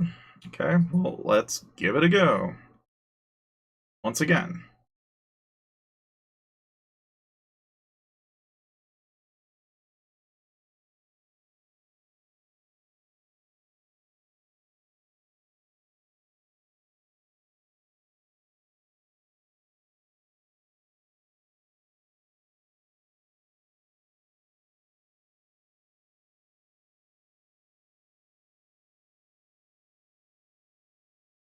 Remind me again, how many speeds are we talking here? We talking 25? Or are we talking? What are we talking here? 25 one days? 25 one days. Okay.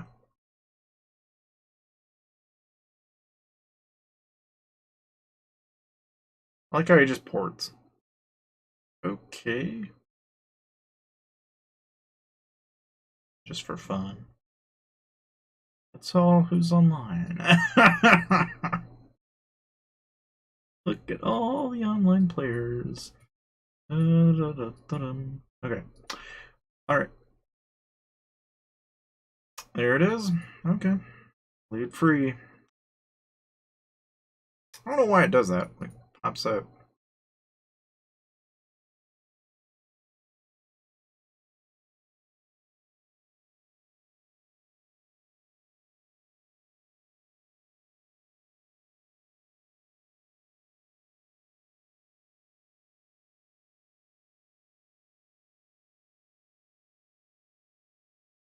And that's that. So, okay. Cool. Cool. Very cool. All that because a guy came by and soloed my account on accident. Yay us. Cool. See, I don't know why it does that. It like pops up the guild chat every time I zoom back in. It's kind of weird. Either way, not a big deal. Not a bad deal.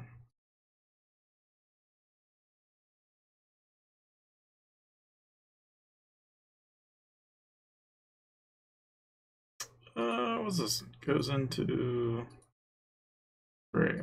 Yeah.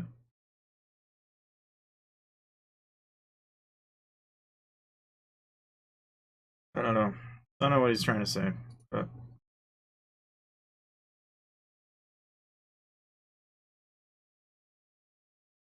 there's 11,000 star.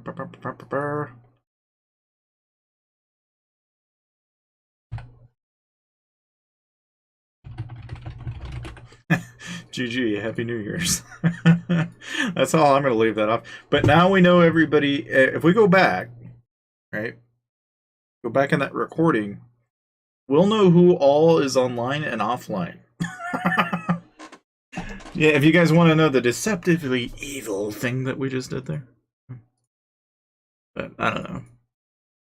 I don't know if we want to be that cruel and unreasonable. Oh boy. Where's this gone on? In case anybody's wondering, he's down to 1.4. I don't know if he's got anything left.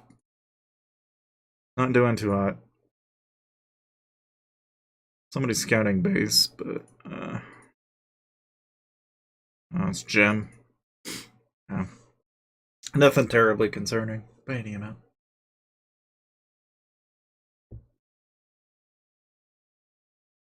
I don't know who this M2R guy is, but he seems to want a piece of the action. Wish my liver. Yeah.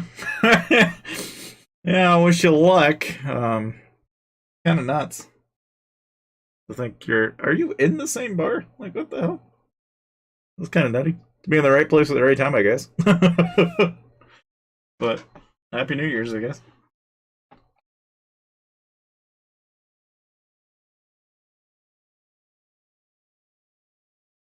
Yeah, well, yeah, he just lost 8 mil. Did he cap him, or did he? No, he didn't cap him.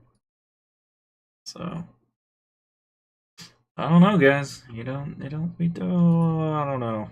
Oh, shit, he dropped him a fair bit there. Yeah, he really dropped him there. There's another march. It looks like people are gonna solo, maybe? Oh, 427. 413. And he's not zeroed. 3. Oh, there he. Oh, shit. Yeah, I don't know now. He's probably got to be low. Gotta be way low. I don't know how many kills that was, but that was a lot of kills, I bet. Doesn't look like anybody's got the lead yet, though. They're trying. You guys trying to nab the lead, it looks like. Going in for all the kills. Don't look like nobody's. Did he get it? I don't know. Oh, yeah, he got the lead. He got the lead. He came by and nabbed it. This guy came by and nabbed it. He took it. He took it. He stole it. He's committed grand theft of the leader here. But yeah, that guy's zeroed now. So he started at like what, 1.7? So that's at least 200 million troop might we know is completely erased off of that account. So that just happened. Alright, well, anyways, so yeah, we're still holding base. Not much to say or do on that front. I can't help but wonder. Probably sit in Twitch. I think that's probably best. Maybe. I don't know. Maybe I'll sit in KvK. We'll just let that just be. Yeah, that's what we'll do. We'll just let it be. I won't publicly announce what I'm doing or what comp I'm in. Because, you know, there's always the chance there might be somebody watching. Maybe. I don't know. I mean, I always like to I find it funny when people come by and they, like that guy, I think he got a little too comfortable. He thought, well, if this guy's empty and this guy's empty, I'll just hit this guy. And it's like, well, I don't think that works. Don't think it works very well when you do it that way, but all the power to you. Anyway, GG. Good game. Let's see. No, I don't got nothing on Tempest. Mr. Duck is holding Brightfort hostage. What's he got in Bright, I wonder? What does Bright have in store for me today? Is he putting like one troop in there, or has he actually got something of value in there? That's the question. Right? Because if he's got something of value in there, we could maybe get his lead. You know, you never know. I mean, I've seen it. I've seen where people will put their lead in the fort and not think anything of it. Or I've even seen people reinforce a fort and then forget about it, and people don't notice it, and then you come by and you can cap them. You know? Like that kind of thing, you can pull that kind of thing off once in a while. Doesn't always happen, but you never know. We're at 12 million points on my main. We're just kind of chilling. Let's see, what about Frozen? Okay, so Frozen's under occupation. Tempest is under occupation. Comet is still under this guy's possession, which I'd be curious what's in there. What about Lunar? Lunar's under our possession, okay? What about Sky? Okay, the guy still has Sky, but let's take a look and see what the guy's got in Sky, because I'm kind of curious what the hell he's doing. And for guild points, what are we doing? 91 mil. Yeah, well, I know at least where a good 70-some% of that's coming from, but you never know. All depends on what they do. I mean, if they pull another stunt like that again, Mickey might be making bank today. But you never know. You never truly know. No. So I got my 3 champ chests. Hanging on to those. Gotta save those. Can't be wasting that. I keep them. Got Guildfest in a day. And the Party Palooza. I don't know. I feel like going over and I'm gonna make a drink or something. That's what I feel like doing. Yeah, that tasted about as bad as I thought it was going to taste. So it's like drinking orange juice without the orange juice. It's all watered down. Not a good taste. Not very pleasant, anyway. I'll just say that. Alright, so what do we got here? Comet is only got 35k. I don't know what the hell he sent, but it doesn't look like that worked. Okay, so he's got ballistas and his lead in there. Okay. It's like a person could probably pay respects if they wanted to.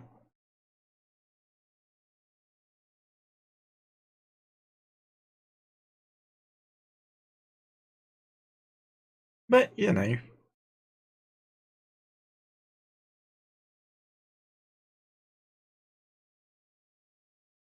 Let's see.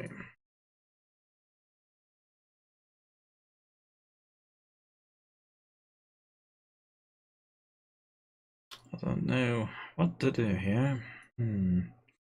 I could either pop this Comet forward. I could pop Sky. So I don't even know if Motherland's really on. I don't know how much metagaming he's doing. Oh, I don't know if we have a play for base or not. I see the problem with that is is you'd have to hold on to it for the full 12 hours, and there's no way in hell I'm going to be on for a full 12 hours. So, unless somebody were to hold this for me, like, that's, I don't know, man. 5 a.m. in Romania? I mean, I can see us holding this for another 3 hours, sure. You know, like, you might be able to hold it for a few more hours. I won't disagree with that, but... So, one thing that I want to do is I just want to screw around with that XIX guy. Because he's just sitting there farming points that I just feel like screwing with him. Because those are the best people to screw with, because they're desperate. He has one job in that guild right now. And that's to get points for his guild. So, if you deprive him of Skyfort, he's going to get pissed off.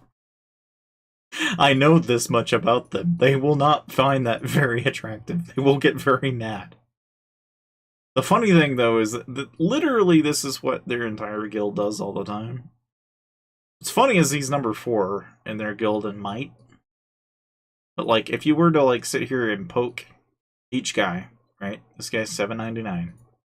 This guy's 866. This guy is 166. Like, they're all from different kingdoms. Each and every single one of these guys is in a different kingdom. Except for maybe a few. Maybe they're in the same. I don't know. But there's going to be a large number of these guys that are in different kingdoms. Like, here's Wolf Basil, which a lot of people know is one of the few Emperor holding pieces. But I mean, I don't know. It's like a vast majority of these guys being 2 billion holding forts is kind of their thing. I don't know if it's all that common or not, but like, being that it was originally a Russian guild, I've always wondered if they've lost more of their Russian compatriots. You can see they still have a predominantly Russian translation on a lot of this, so I would assume that they're still being ran by Russians, but I honestly don't know.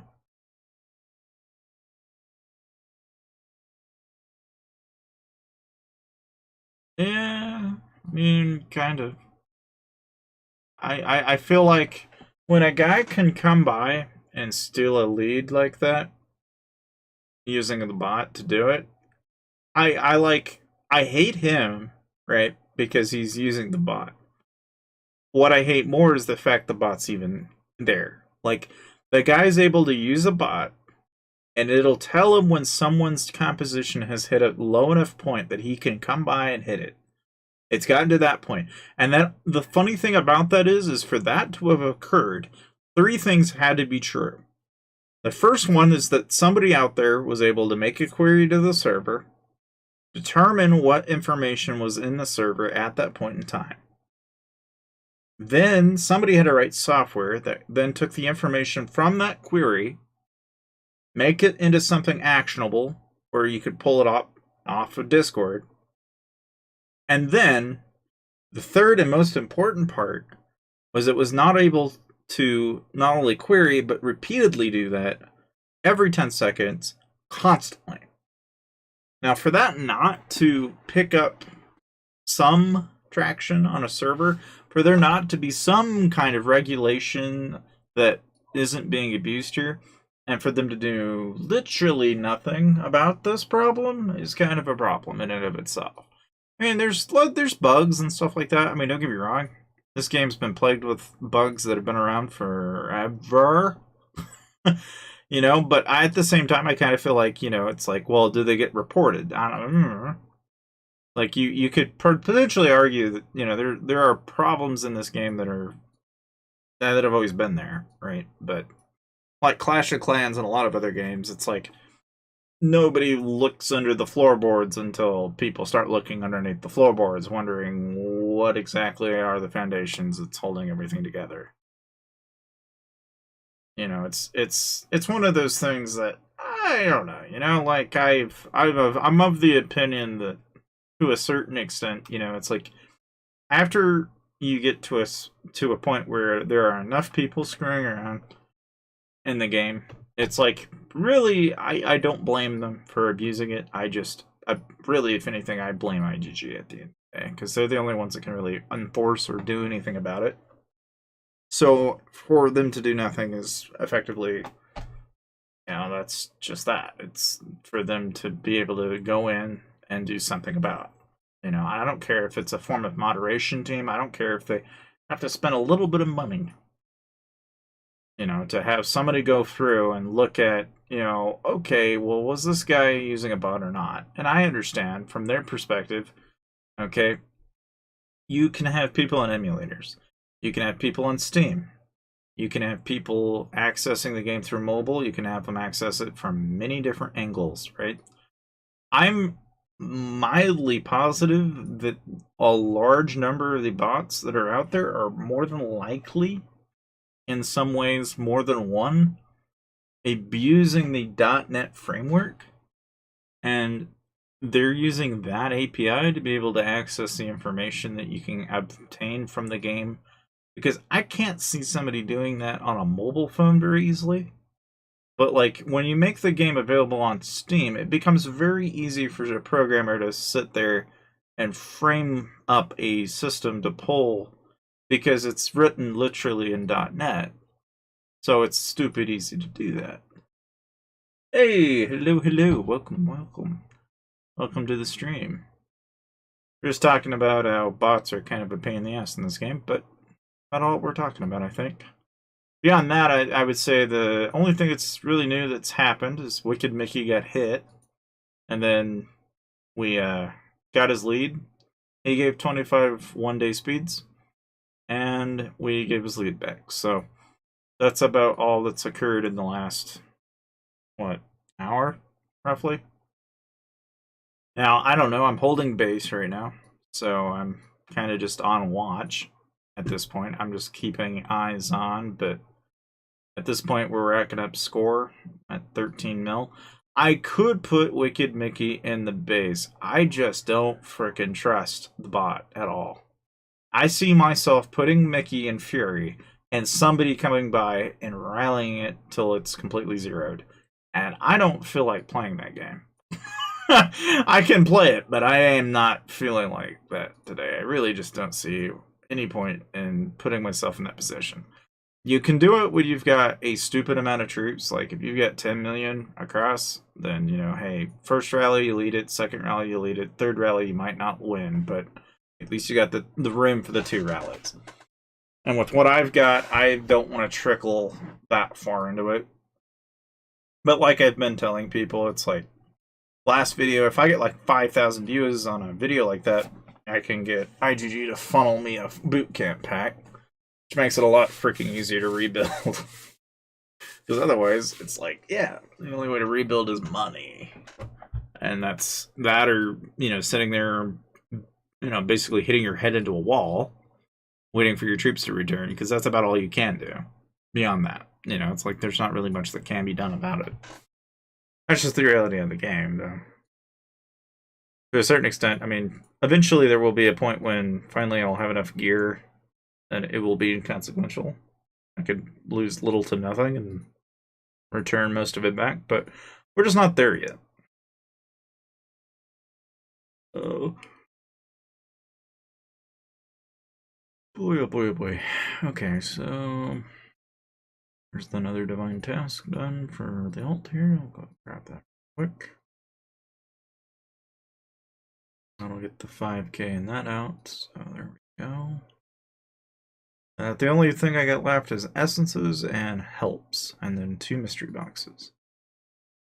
That's about all I can do on divine resurrection. Alrighty. Go ahead and do the same old thing. Do it over here. Same thing, second verse. Alright, so there we go. Alrighty. Let's take a peek and see how is everything doing. So, if I recall, there's 35,000 range in Breakfort. Jim is efficiently kicking Motherland out, so now Motherland's doing screw all. Goody. This guy's probably gonna hold on to it like he's like nobody's. Yeah, his gear's something funny though. Why is this all legendary? An interesting. What? How long has this guy been playing? Interesting individual, I will say. I've never spotted one in the wild, but this is an interesting individual. He needs to be studied. I wonder if he'll try and take solos or not. I don't know. Would be fascinating if he tried something on Mickey though. Would be nice. Doubt it though, but oh, who the hell is this? Who is this guy? What is this guy doing?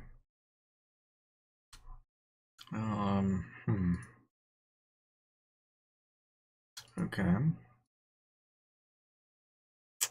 I guess we could just go ahead and scout. We'll just go ahead and poke 2 scouts. Each and every which way. We can. Okay, Motherland's coming back for his fort. Motherland picked up on the fact that he wasn't in control of his fort anymore. Yeah, you're slacking. Not getting your points there, buddy. Not getting any points for XX, man. You're gonna get in trouble. Oh hell yeah, it's not really that uncommon though.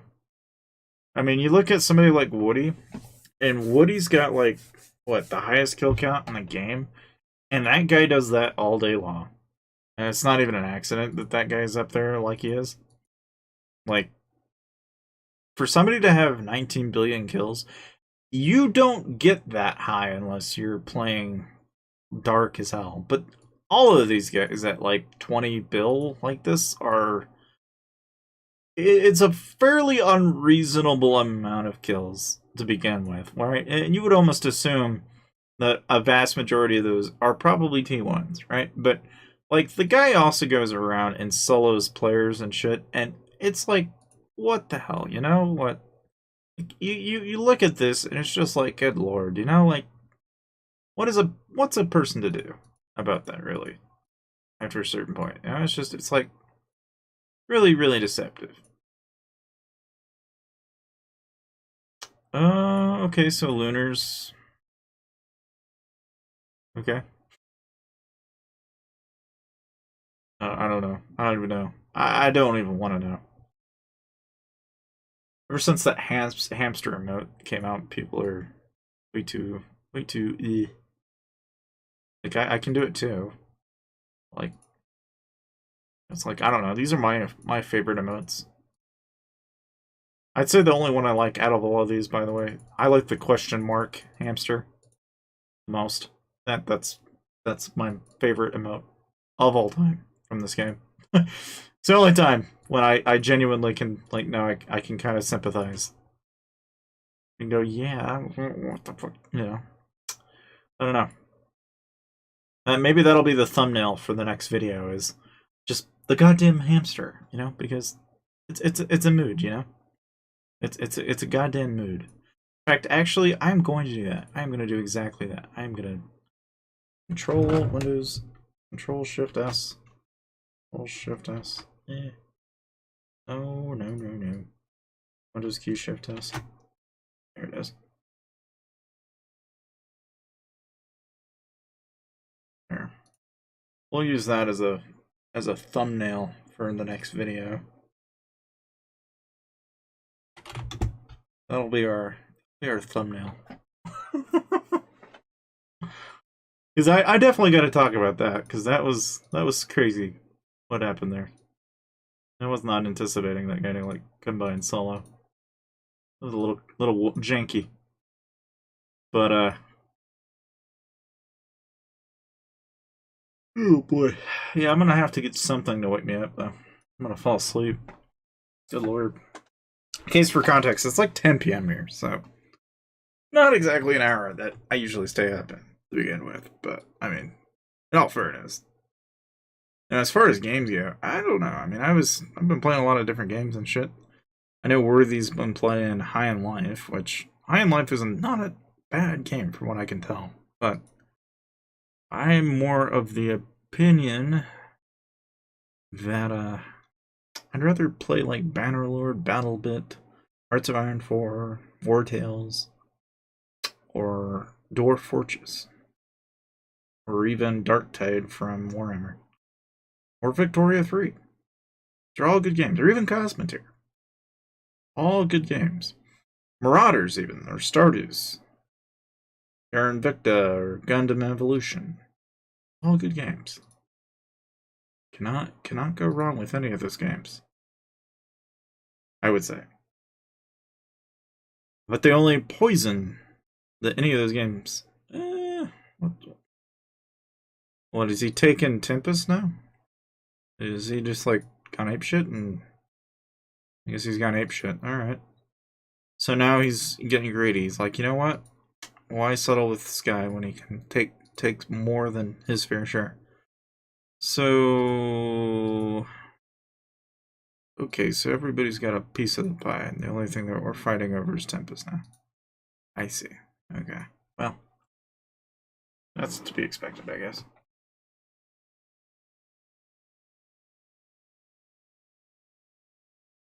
Gotta make sure we get our guild coins, though. Never not need your guild coins. By the way, I'm not far away from using up my guild coins for another migration scroll. Not doing too bad there. Not doing too bad at all. Alrighty.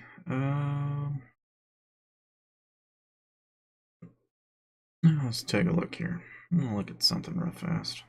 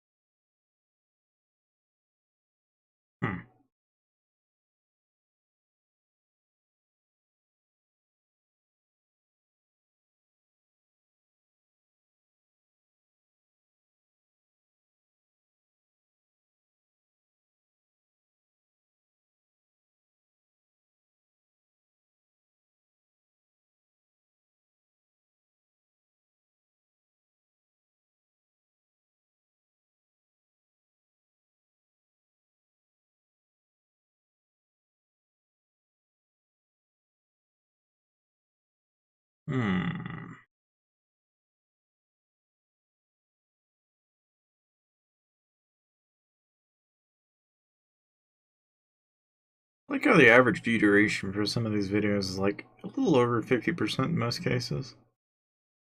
It's really not too bad, actually. Kingdom Hunters is the only one that's got a really bad percentage, but I mean, that was to be expected because that video wasn't really edited.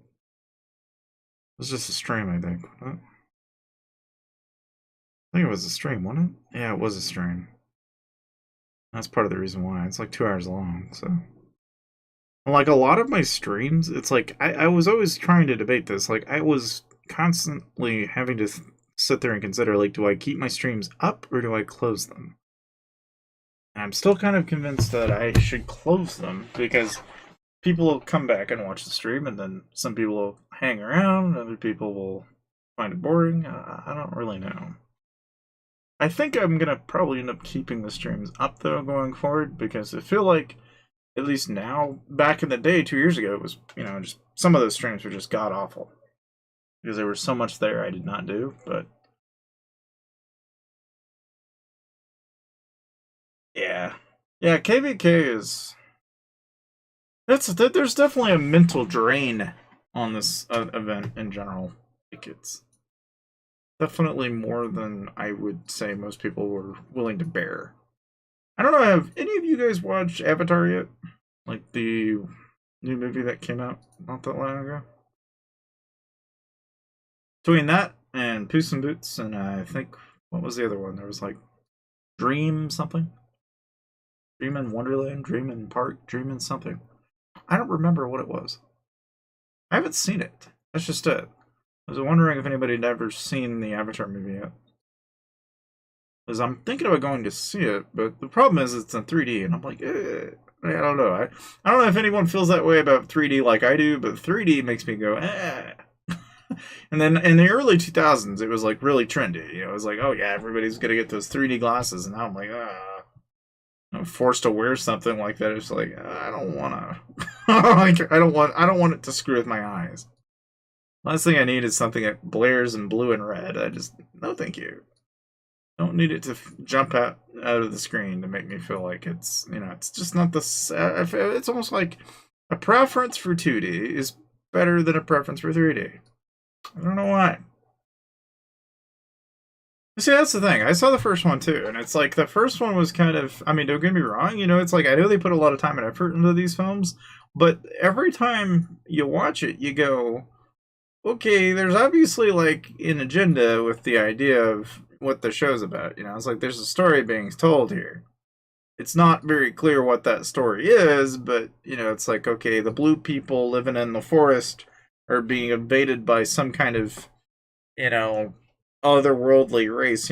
It's like it take it out of Star Trek. It's like it sounds like something that it's like okay, typical group of people you've never met thinks he owns land and demolishes and owns the land. It's like okay, that sounds like a pretty great example of what human conquest looks like.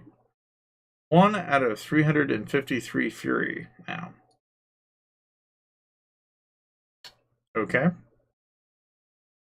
I don't know if that's. I don't know what to make of that. Okay. But look at the key. I do not know. No clue. Those are chords? Ah.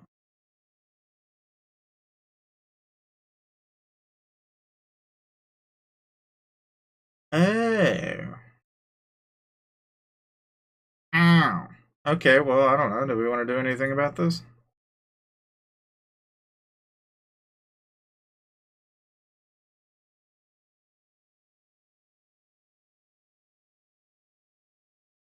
What is this guy doing? So he's sitting at 465 mil. I mean, I don't know. I mean, it seems a little suspicious. Do we have carpets? I don't know if we should or not. When the guy's like, yeah, just so you know, like that doesn't at all make me go, I don't know. Yeah, I don't think I have any carpets that I know of. Trying to check to see if I even have any, but I don't think I do.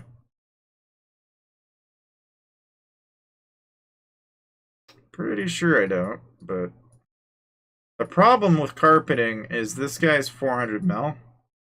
Let's suppose for just a moment this guy's got even a relatively similar composition. That guy will easily eat a rally.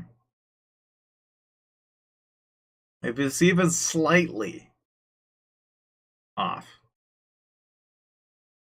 And that's best case scenario. Worst case scenario, it turns out the guy's like a mummified 1 mil. And the other problem there being is like, say we do something at all, you gotta flatten this guy, right? So you gotta be sending full T5s to be able to really do any amount of damage.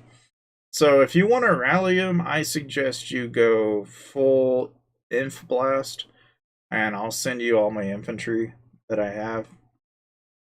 And I'll, we can give it a go. And if it goes great, well, cool. But if you lose, the problem with rallying players is it's for keeps.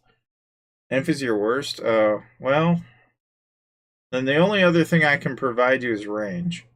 That's the second largest amount of T5 I have in my possession.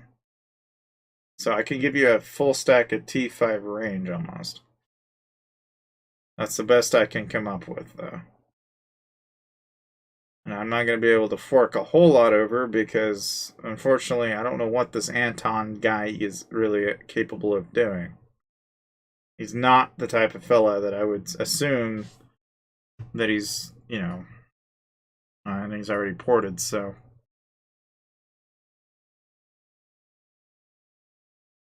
I don't know. That's one of those guys that, like, you know, I think you dodged a bullet because if he's got anything of value,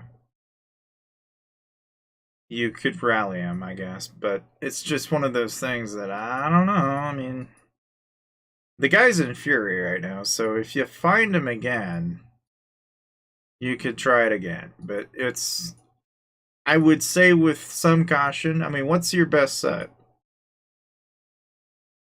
Because if you want to start rallying people, we can go back in that catalog of people that I know are offline, and we can we can go back. It's like I've got the your cap is your best. Okay, I mean, because I could recommend we go over to their kingdom and we go farming their players out. You know, like if that's what you want, if that's something you want to do, you know, then we can try it. But the problem there being is you're obviously going to need the fillers, and I don't think we got the fillers to do a rally like that. I mean, we can do it once, but after that, it'd be too costly. You know, it's bad enough as it is. I mean, I just don't see how it's a reasonable thing to try. Considering that, I don't know. I mean, I feel like we could do it, but we'd probably find ourselves in more trouble than it's worth. Unless the guy's like 150 mil or something like that. It's these 150 to 200 mils I'd be more interested in for us, because people that are in that bracket of people, like between 0 and 200 mil, are either solos or they're within reason, you know, solos. Like, I'd rather screw with solo traps a lot faster than I would than rally traps. Because I've had my fair share of rally traps. And they're not anything fun. You'll almost always wind up losing your leader over it, and you just got your leader back. So I don't know if you want to sacrifice it that early on. Just when you feel like you're starting to rebuild, you know, it's like last thing you want to have to do is cough it back up again. Now, I'm not saying that you can't pop a bunny or something, but I'm assuming you don't have one. The only other person that has the capability of doing that is me. And the other problem there being is I don't have the gems nor the chaos cores to do it. So if I had like a million, you know, I had some gems, yeah, it's a reasonable request. Like, we could make that happen. But I don't have the gems, so it's not really reasonable at all. That's one thing about my main account that is nice, though, is that I do have bunnies. So if we ever want to, if I had the gems, I can make that happen. I just don't have enough on my main to do it yet. So it is kind of disappointing. It's one of that's one of the many things that I don't like about this game. I wish it was cheaper to play. It's just not. So, like, unless a person's got enough gems or enough resources or enough speeds, you got all these factors, right? You know, it's like if you don't have any of those things, then you're kind of crippled by your own capabilities. So, that said, though, I mean, if we look around, I'm sure if we find that guy again and you want to pop a rally at him, I'll join it. Kiss goodbye the range and, you know, see what happens. Or if you want to pop a cab rally, you know, it's like either way, I'll go for it, you know, because time and time again, I've seen people that think they've got it figured out and then wind up losing all their troops. And it's not uncommon. It does happen. The only thing that really stands out to me, though, is, I mean, to me, it's just, it's really suspicious. It's suspicious when someone from your own kingdom rats you out. That makes me think you're either trying to do a favor for them, or you're not up to any good. You know, like I'm very, very, very, very, very, very careful when I go about rallying people, and seldom do you ever take advice from your from the opposing kingdom for rally targets. The last thing you want to do. So here's Anton, right here. So if you want to do it, and you want to poke the fire, I doubt he's probably still 4 to 5 minutes tops. So if you poured in and set the rally, he's probably still in fury. Probably. And I don't know how much has gone on. I mean, there's probably a good 3 or 4 minutes that's gone by, but I poured it again. I kind of figured that, yeah. So that's the thing about that guy, though. It's like he ports around and he randoms. That just makes me think he's definitely not your typical, like, that guy's probably a rally trap. I'm just gonna take a guess because for that guy to be not a rally trap just doesn't sound right to me. You know, you're like 465 and you're floating around, porting, and you're intentionally getting yourself into fury. And then you got people like that going for you and saying, hey, yeah, this guy's in fury and, you know, go to these chords, yada, yada, yada. Like, yeah, that doesn't at all make me think you're probably trying to trap. You know, like, I've seen that ploy before. I've played that game, you know? I mean, to tell you the truth, if you wanted to double stack, you know, trip a trap, so to speak, right? Trip a trap by just making him think that you're going to rally up and send a fake rally. That's what you do. Because when he sets and he swaps to gear, you'll know exactly what his gear looks like. And you'll scare the living shit out of him. Because he'll think he's getting rallied. So if you set a fake one on him, he's more than likely going to assume that he's going to get hit.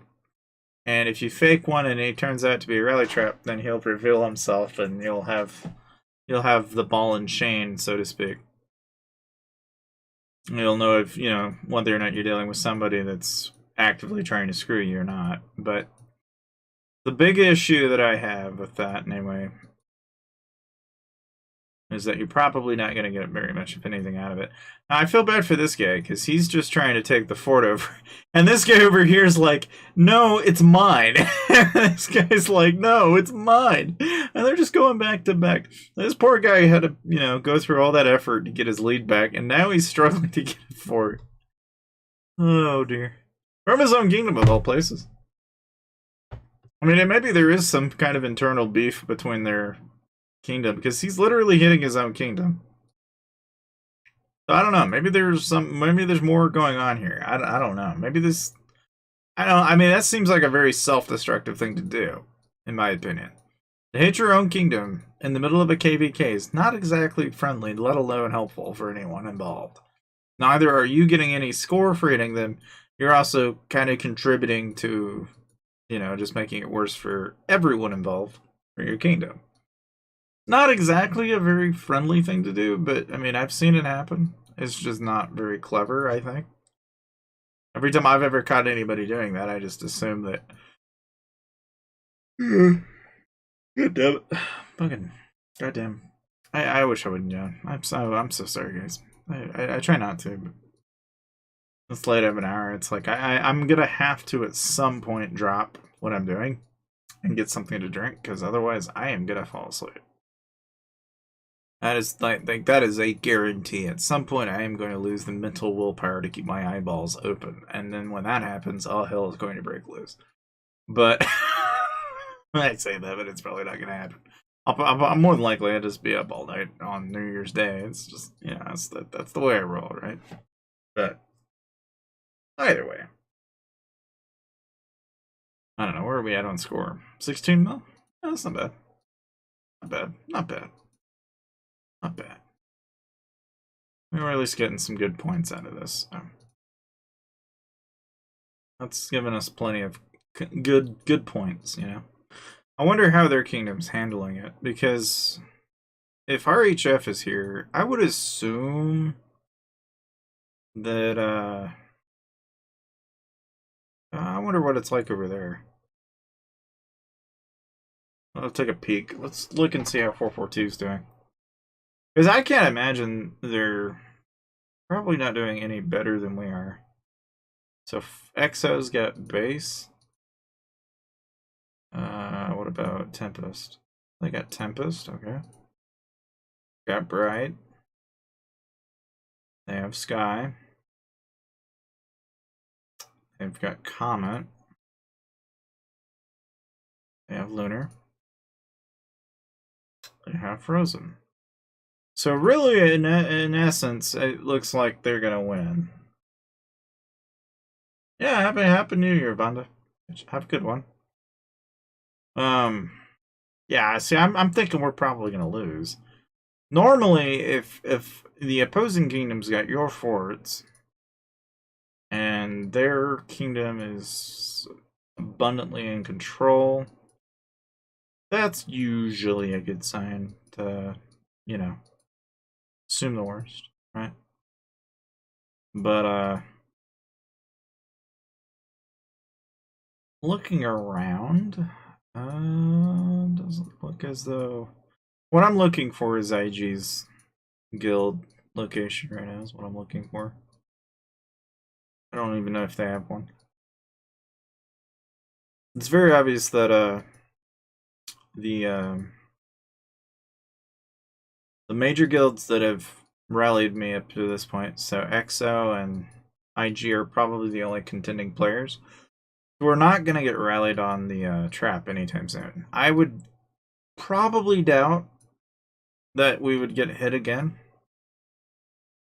Just because it seems as though, like, pretty much everybody in their kingdom has either gone to nap or has called it, and that's, you know, usually a good indicator. At least for, you know, for KvK, usually if they get this far into it and they haven't decided to move any further than where they've gone, then they normally don't go any further. Which just means that, you know, if we wait long enough, there's a very good chance that an opportunity will arise that we may be able to rally like somebody out of their guild, essentially. The only problem there being is, just like how we're playing a defensive game like they are, there's going to be the opportunity to strike a target. It's just a question of where and when. The biggest issue is, you know, you're going to have to find the target, more than likely set up the rally, and then follow through with it. And I just don't see this being good. It's not that a person can't do it, it's just very expensive to do and very wasteful in general. That's the only trouble I have with, like, hitting rallies on bases and shit like that. It's just the return and investment is not very good anymore. The ROI for hitting a player, assuming you hit the right one and you happen to just get them offline, you're looking at maybe a few 100 million points if and whether you find the guy's complete comp zeroed out and all that said and done. Normally takes 2 or 3 rallies to do, and you've got to have a bank's worth of resources to funnel it. And I don't think we have any of that, really. I mean, we have some, but not enough to, like, not to full-blown do it. Especially when I was doing that kind of stuff with, I think it was like XAX's little cousin, I think, at the time. I'm actually kind of trying to remember what that guild even was called, but I know with, I think it was like NXF or something like that. I don't know, my memory on this guild is so bad that I just remember expenses, and that was just tremendously high. Because that's all you would do all day long, is you would burn troops all day long. You rallied, you soloed, I mean, that was that. You know, somebody call you at 2 in the morning, said, hey, we're rallying this guy, you join the rally, and you more than likely were going to kill some troops, kill some of your troops, and that was just that. Like, you joined the fills, and that was the game, you know, and like, you fork over a shitload of kills that way. And it racks up. I mean, eventually you get to a point where You know, it's like you hit enough bases, you hit enough forts.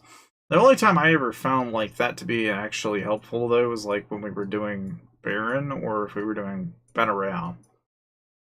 Because those are the only two times where you actually were getting something out of it. You could turn around, sell the points over for jewels, or turn around and get it, you know, exclusive pieces of gear. That was a fair and reasonable exchange because at least then you were getting something out of it. Yeah, Happy New Year. Have a good one. But I mean, that, in my opinion, if a person's going to waste the time and energy that is required to be able to do any of it, really ought to be spent doing that rather than on random players, because you're just not going to get a whole lot out of hitting players, even in KvK of all things, unless you just like hitting players. But even then, it's like, eh. I mean, I like hitting players, but not that much. If I don't get a return on my investment, I just don't bother. I look for the next best thing, which is usually to go look for the guy that's not doing so hot.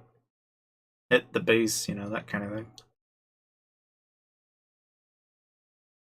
This guy is trying really hard to get any kind of points he can. And he's willing to take it from his own kingdom to do it. He's like, I'm number one. I want the points. I want the points.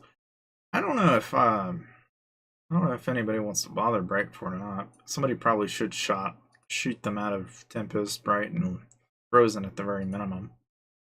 Our chips got Frozen, so which is fine, but somebody needs to kick Tempest and Bright out. Because those are forts that, you know, you can get bonuses and stuff, and that's so helpful. Oh, thanks. Yeah, I've been around for a while. 2017, roughly? But I've been off and on over the years. You know, it's like, there for a little while, I kind of like quit in 21, and then came back this year, so a lot of people may not know me, and that's okay. One of the things that I can say about me as far as what I produce in terms of content and stuff like that, this is my main account. This over here is my alternate. Between the two of them, my main account is like my oldest account. I've had this account since literally the start of playing the game, and that was back in early 2017. I was one of the, not the very first YouTubers, but I was like one of the, in a group of like 10 or 15 YouTubers. I was streaming when Tashi was streaming. I remember when Tashi started streaming. I remember when I was streaming, I remember Worthy Prince when he just started. And I think I was streaming before he was streaming. Because I don't remember him starting to stream until like a few months into, I think it was Weed Gamers, in the very early days. And that was back when... Yeah, that's true. That's very true, Grimdor. Had you not talked me into it, I probably would not have came back. And the only reason I really felt like coming back, too, is just because I missed playing the game. I played a ton of Warhammer 40k there for like 4 or 5 months, and played it pretty strictly, because I didn't like spending on the game. But then I realized I was spending on the game, and after a while, I started to really not like where the game was going. I didn't really care for the developers very much either. And then I was like, the community isn't there, and it's like, yeah, okay. You know, two things, and it's like, after a certain point, I was like, yeah, just the dead end for me. Like, I got bored of it. That's really what it comes down to. It's the same game in a sense, though. Like, it's a very simplistic, build your heroes, send your marches type game. The only thing I didn't care for was the fact that it was so slanted in favor of the people that spent a lot of money, so much so that there was no way for the middle or even lower level player to have even a chance at fighting back. In this game, you at least have that, and that's maybe the only thing that keeps this game alive. Had it not been for that, I don't think this game would be alive. It's that very equilibrium that keeps this game alive. I think at the moment they kill the equilibrium is the day that game dies.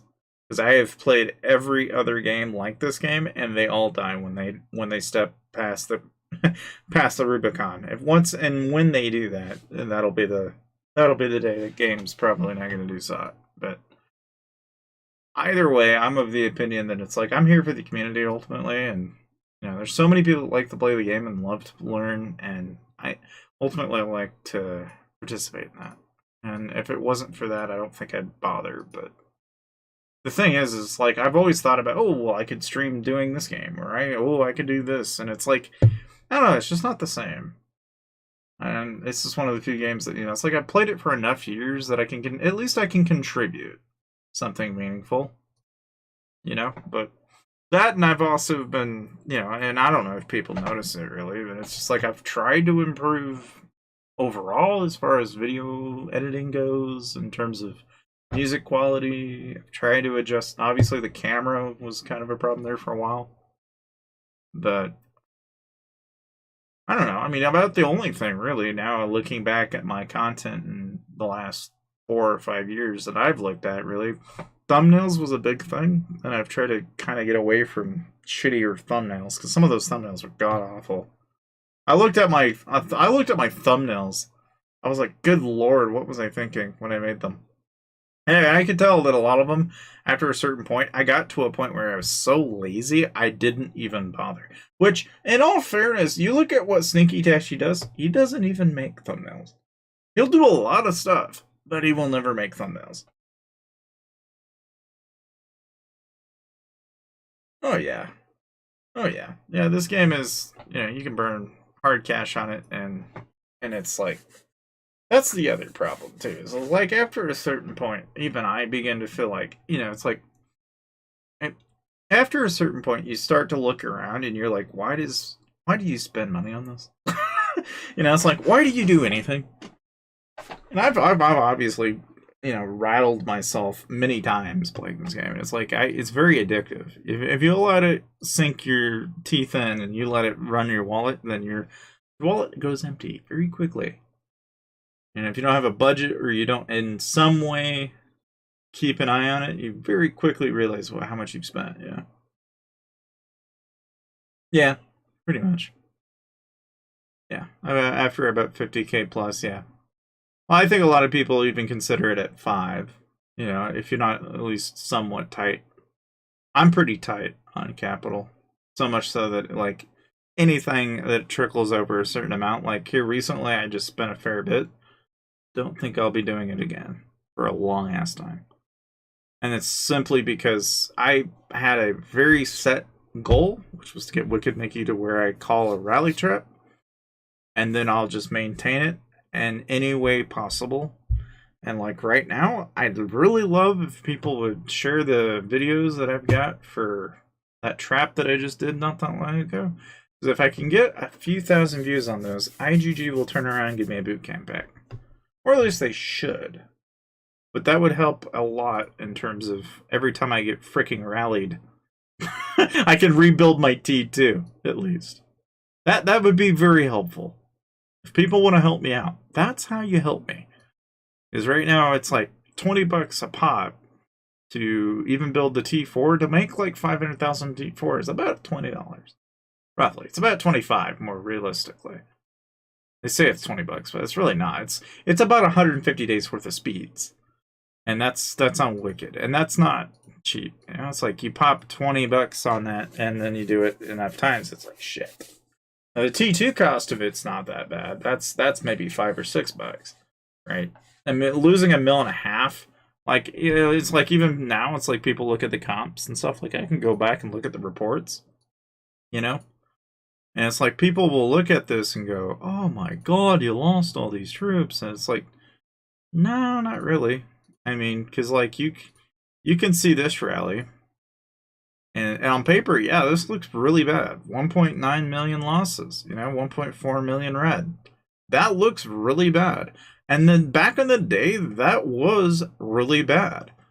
But the problem with that is a little over 50% of that's returned.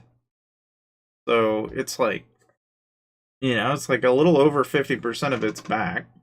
And realistically, I'm losing maybe 500,000 or 600,000 T2, which, yeah, that's still, what?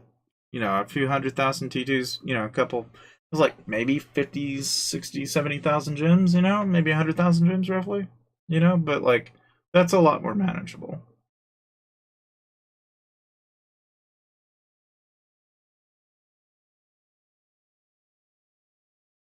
Yeah, that's one of those things, you know. It's like I like to do that once in a while. It's nice when you've got some extras that you can help somebody out. You know, it's one of those things that is kind of fun to do. And it was a lot easier back then because what IGG would do is and this is not even a secret. I mean, anybody that tells you this is full of shit. But there was a point in time when IGG what they would do is they would give you like 100 some odd thousand gems for a certain amount of views on a video, and you were getting this per month, right? So after a certain point, you would rack up a stupid amount of gems, and that's where a lot of these people have a lot of gems. That's where a lot of it came from. Is IGG would turn around and funnel them gems on a monthly basis. And it's still not really uncommon because now what they've done is they've really changed the format. Now it's gone from, well, okay, you get a few thousand views a month to if you get a few thousand views a video. So now the people that are racking anywhere between 1,000 and 5,000 views, if they're submitting them to a contest, they can be making anywhere between 25 to 50,000 gems per video. And if it goes on for like a week, they upload 7 videos in a week. You know, that's, you know, roughly, assuming that it all got 1,000 plus views, you know, like 25,000 bare minimum per video 7 times. Like, you can kind of see where that starts to like trickle up. And so people like Avatrex, people like Worthy Prince and stuff like that can turn around and use those gems, and they can give them away, or they can use them on their account. They can use it to make content, and it just runs and repeats the cycle. You know, it's in a way, it's how the company's basically maintaining their content flow. It's helping content creators produce content, as well as making it financially viable for them to be able to do so. And if had it not been for that, I don't think there really would be as much content for this game either. Because a lot of it would come out of people's pockets like it is out of mine right now. Kind of hurts. It hurts the soul, man. It hurts the fucking soul. Yeah. Yeah, pretty much.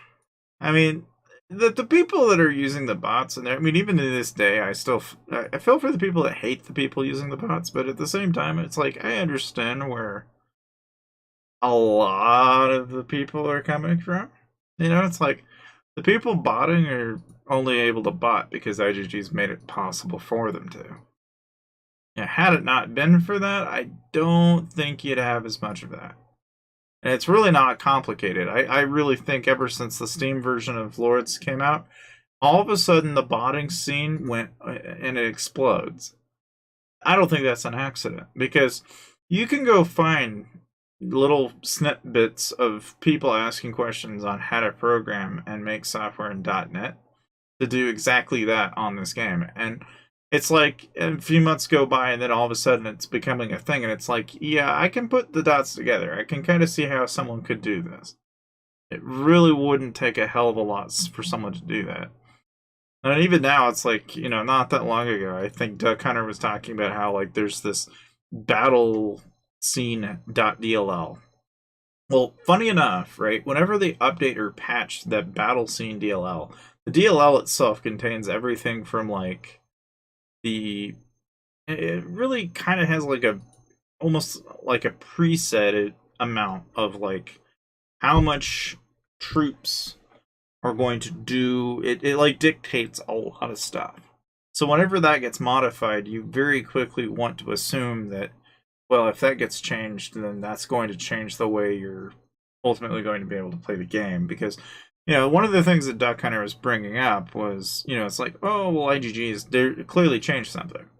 You know, because someone who can trap suddenly loses more losses, and therefore that's not by accident. And it's like, you know, I can rationalize that to a certain extent, right? Because I can kind of see what he's saying, which is that, yeah, somebody sends the same march, same gear, same everything. For whatever reason, I'm losing more than I did before. Pretty reasonable in terms of where the comparison's coming from, because yeah, it's the same boost, same gear, same. But the only difference, and this is where I think, you know, it's like, okay, where do problems come? Is, oh well, it's a different person. Okay, so then the problem there becomes, well, was it allocated the exact same way? Probably not. And this is where I think really where all those problems in this comparison was coming from. It's like, well, was it the same HP? Was it the same attack? How close is it to that? You know, and how, and you never know is the problem. And for all I know, the guys even got different boosts active at different points, so it only confuses you further. But, you know, that's the nature of the game, I feel like. But it's just like when you can sit there and analyze something like that and look at it and go, okay, yeah, the game does feel like it's changed. I think the only thing that does seem reasonable to me is the Steam version of the game is exactly why the bot exists. Had it not been for the Steam version of the game, the bot would more than likely not exist. Because I can attribute most of the pains coming from the fact that there's a .NET equivalent of Lords Mobile out there. The bot is more than likely appending to the game using a .NET framework hook. And it's not uncommon to do that. You can write software in .NET that hooks off of an existing application. But what gets complicated is that when they open the Steam API, they open up Lords Mobile, they can actively, while the game is running, open up a bunch of servers on Amazon, for example, run them all in, you know, and you may not even need multiple servers for this. You could probably get a server from Amazon and have them basically open up emulators, you know, and effectively all those will do is open up an account, and then all you have, you know, those accounts do, so takes that times the number of kingdoms, right? One account per kingdom, and you have all of those accounts sitting there, and then you just query the server. That's it. That's literally it. And then it's like, okay, well, it makes a lot of sense now that you can see how that bot, that's effectively what that bot is doing. Is in my mind, anyway. I don't actually know, but I'm pretty sure that that's probably how it's being done in some fashion, because otherwise, the alternative is that they've somehow got access to the entire server's network. Which is possible. I'm not going to throw that out. It is entirely plausible that they've somehow managed to find a way to weasel into the server framework, because the game is based in Unity, so I could kind of see how someone might be able to find out all the server IP addresses that are hosting all the kingdoms, and then presumably go over, fetch each and every single one of the servers, you know, but there'd be serious legal repercussions for that, you would think, but you know, I don't know. The world we live in, you never know. I just, can't help but wonder. But either way, I mean, I would like to think though that whatever is being done, there has to be in some fashion. It's either going to be written in Python or it's going to be written in it's either JavaScript or it's fuck, what was that called? It's not jQuery, it's not JavaScript, it's not. There's a certain framework that people use when they want to pull and query information from SQL. And like they store it in SQL databases. So what they'll do is they'll fetch that information from the server, store it in a SQL database, and then from that SQL database, they append it through like a REST API so that they can actively pull it. So that way when someone pulls it up in Discord and queries it in a Discord bot, for example, that it's very snappy and quick and, nobody notices a thing. Like, it's all that information is all publicly available. Now, the weird thing about it is it's like the way in which they go about this and the information that they have access to, right? And I know this with some certainty because I've actually poked around at what, effectively what, if anything, can they really fetch. And it's like when you view a person's profile, all of this publicly available information here can be queried. So you can query the number of artifact stars, the castle stars. You can query all the images for this one user account, because even your IgG ID, for example, identifies your account. So if they know your ID, they can query the ID to then determine what gear you're wearing, what gear you've worn over a period of time, because they can just store that in a SQL database. Granted, that's a lot of information to hang on to. That would take a lot of storage, but it's not implausible, right? But a person could go in, fetch all this information, and then store it. And then it's free access at any time, and then you just increment and update as it goes along. Which is why whenever IGG decides to do a massive game update, suddenly the bot goes into full panic mode for like a good. And I've seen this enough times where like you can go into their Slack because they have a Slack, and I don't think they've closed the Slack yet. But every time you can just read the people in the help section going, why is the bot not working? It's because the game updates and suddenly they all, have a massive amount of query requests from all these updates, and they have to let it sit there and load it all in. And if there's too much, then they can't make enough queries, and then it slows their bot down to the point where it actually bogs it down. Enough that I think it could actually DOS their servers. Which is kind of funny. It's like, here IGG just does an update and updates their servers and effectively DOSes theirs. So if IGG was just to frequently do that enough times, it actually eventually would cause them a lot of headache.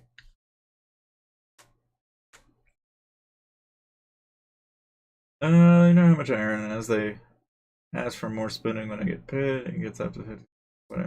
That's interesting. I mean... See, this is the other thing, too, is I've always considered that a possibility, too. It's like, it's not unreasonable, because a lot of Unity analytics and stuff like that, they can definitely,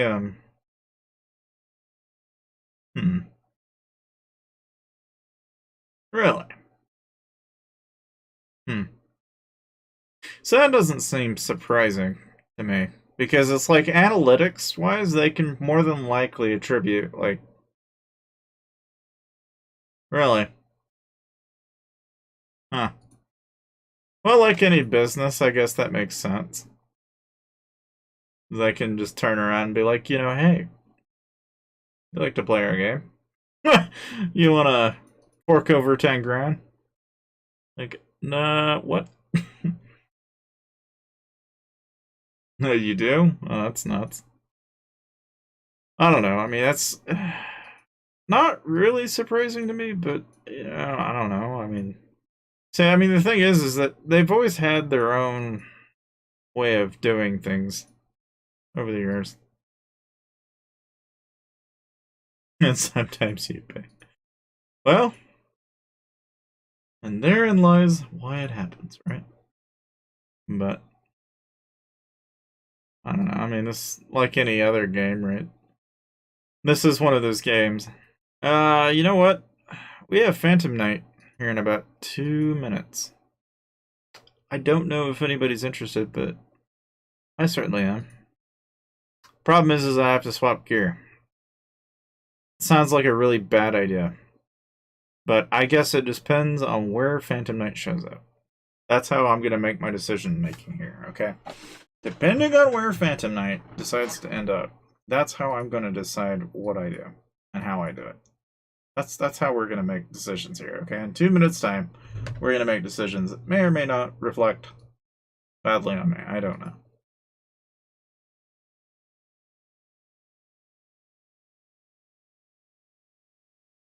Yeah.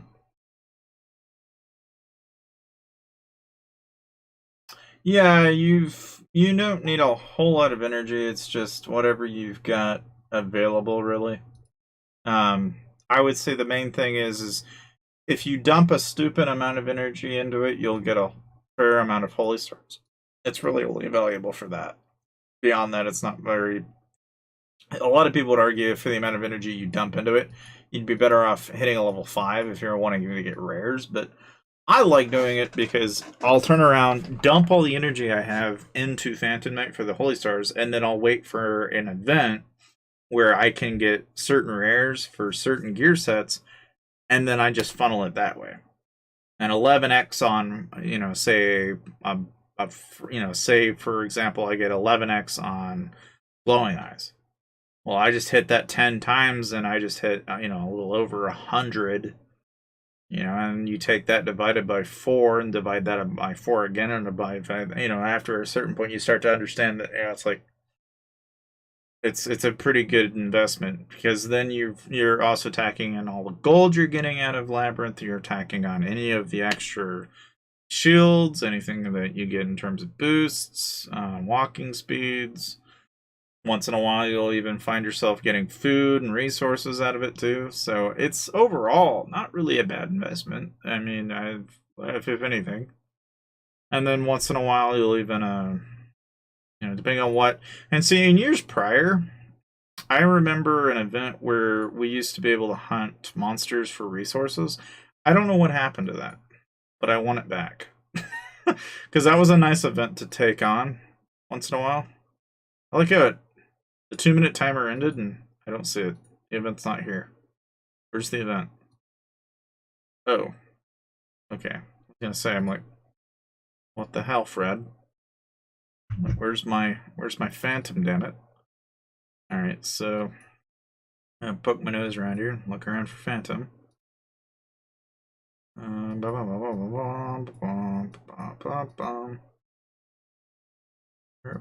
Where is the Phantom Knight? We want to know where the Phantom Knight is. Oh, gotta wait on the game to load. Phantom Knight, where are you? Alright, have a good one. Have a happy new year. See you, Cyril. And Dolos Santos. Dolos Santos. Poco. Oh, I see. Now this is what this is the 189 mil shit that I was telling you about earlier. This is the type of thing you can play with. Don't play with anything else. That's the only thing that you should try to play with. If you're gonna play with fire, that's the thing to play with. Valentine. Oh, okay. All right. Cool. Shit. I don't see Phantom. So it must be somewhere else. I have to scroll out. Scroll out. Turn this off. I want to zoom in. Goddammit. All right. I Spy the Phantom Knight. What we're playing here, guys. Playing I Spy Phantom Knight. Spot the Phantom. Beat the loading icon. Could be a combination of the two. And I am a big hater of the loading icon. Oh, the crazy guy one is really okay. Yeah, Phantom Knight has begun. So we're looking around for Phantom now. Hey, what's up, Zorf? Hello, hello. Oh, where is Phantom? Where is fucking Phantom at? God damn it. Where the hell is he? In here somewhere. I was thinking that was Phantom. God damn it. Yeah, I hate the loading. The loading is terrible. Tomorrow since New Year's. The schedule says you do? Oh man. So like today's New Year's, I bet. But it's New Year's Eve, isn't it? Oh hey, there it is. I found the Phantom. Okay, now this is probably a horribly bad idea, but we're gonna do it anyway.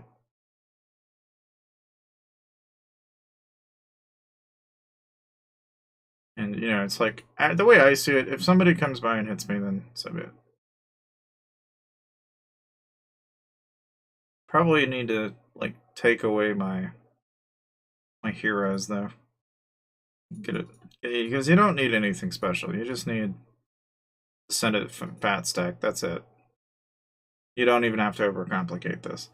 In fact, they've even made it so that now all you do is basically just do this, pop this, lock it, and then boom. That's it. That's literally it. They've made it that brainless.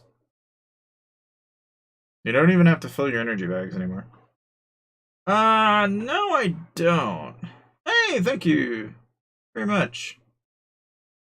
Thank you very much, Visceral. Thank you very much, man. Welcome to the club. I don't know if I do. I genuinely don't know, but I wouldn't mind playing Elden Ring. Good game. Good shit. And I don't know if anybody's interested in Elden Ring enough to watch it on stream, but that is a good game. The seamless coupe. Oh, I didn't know they had seamless coupe. Let me I gotta have to gotta bring my alt over. Although I don't know if I should, because I think he rained me, didn't he? Well, then again, it probably doesn't really hurt either. I don't know. Like neither here nor there. Like trying to decipher if I should do my main or my alt at the same time. I'll just go ahead and post it in guild chat. I think I will. I'll multitask here. All right, we're gonna like multitask. We're gonna multitask. That's what we're gonna do. We're gonna do it one on here, one on there. That's how we're doing this. Okay.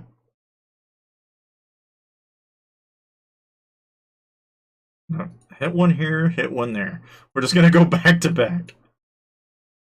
That's how we're doing this.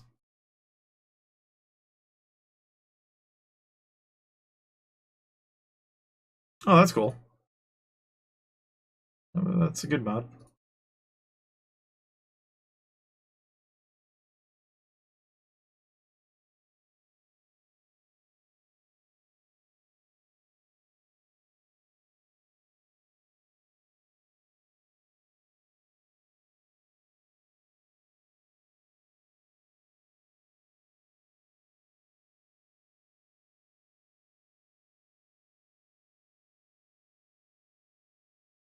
We'll have to look at see which rewards I get that are better between the two of these accounts. Not really sure which one's gonna be better. So, gonna be kind of interesting to say the least. I don't know which account's gonna have better rewards. Hopefully both of them do, but no way to know.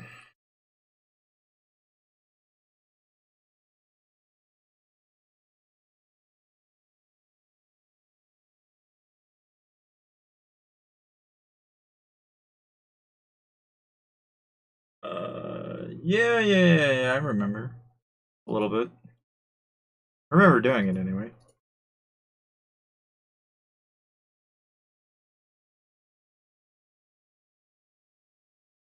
We've already got a fair number of hits into this already. I'm thinking we've already got some good rewards so far. Yeah, yeah, and that really hasn't changed a whole lot. I mean, still kind of doing the same old thing, sort of. Yeah, Happy New Year, Grabbit. Yeah, yeah. I mean, this game has never been nice to anyone's wallet, period. But it's definitely has that ability. They allow it to anyway. I think there are ways to play this game that are completely free to play. It's just you have to kind of not give in to the greed and just accept it, and that's tough. Yeah, it's probably a good thing, Zorth, because this game is quite literally probably one of the best money pay to win games out there. Don't know of any game like this. This puts like Diablo Immortal to shame, and a lot of people thought demonically, they thought Diablo was bad. It's like no, it's not. No, it's tip of the iceberg. It's barely scratching the surface as far as pay to win is concerned. But the amount of money that people will spend is just absolutely mind-boggling. But yeah, the guy that spent like 100K, I kid you not, there's a guy named Sneaky Tashi that plays this game, and he spent probably less than that, and he freaking wiped that guy out. The guy that spent like 100K, he did that on stream. He just outright freaking handed that guy's ass to him. And it's like, I don't know, man. Like, it's not every day that you run into somebody that can do that. But Tashi's one of the few people that has actually done that. Which is kind of crazy in and of itself. I mean, I don't think people realize that.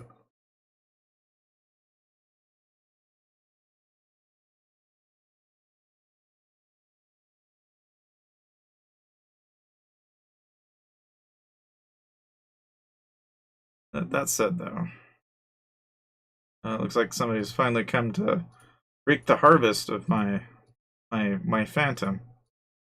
It's only taken like, you know, get a little over like 10 minutes of me just going back to back on my alts. But that's okay, because there's still plenty of it left. We've already hit them 25 times in a row, so we're already racking in plenty of bonuses. And all that aside, it's like, it's a pretty lucrative ordeal, all things considered. I'm just jumping back to back in those two accounts, but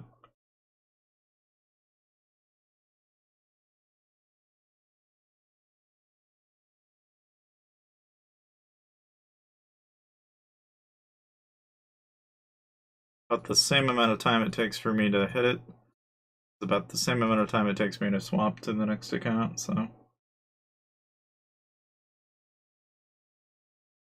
Yeah, I mean, some people, I feel like they either spend because they want the advantage, or they want to spend because they're they like the game. I guess I'm not really sure. I kind of spend to meet an end.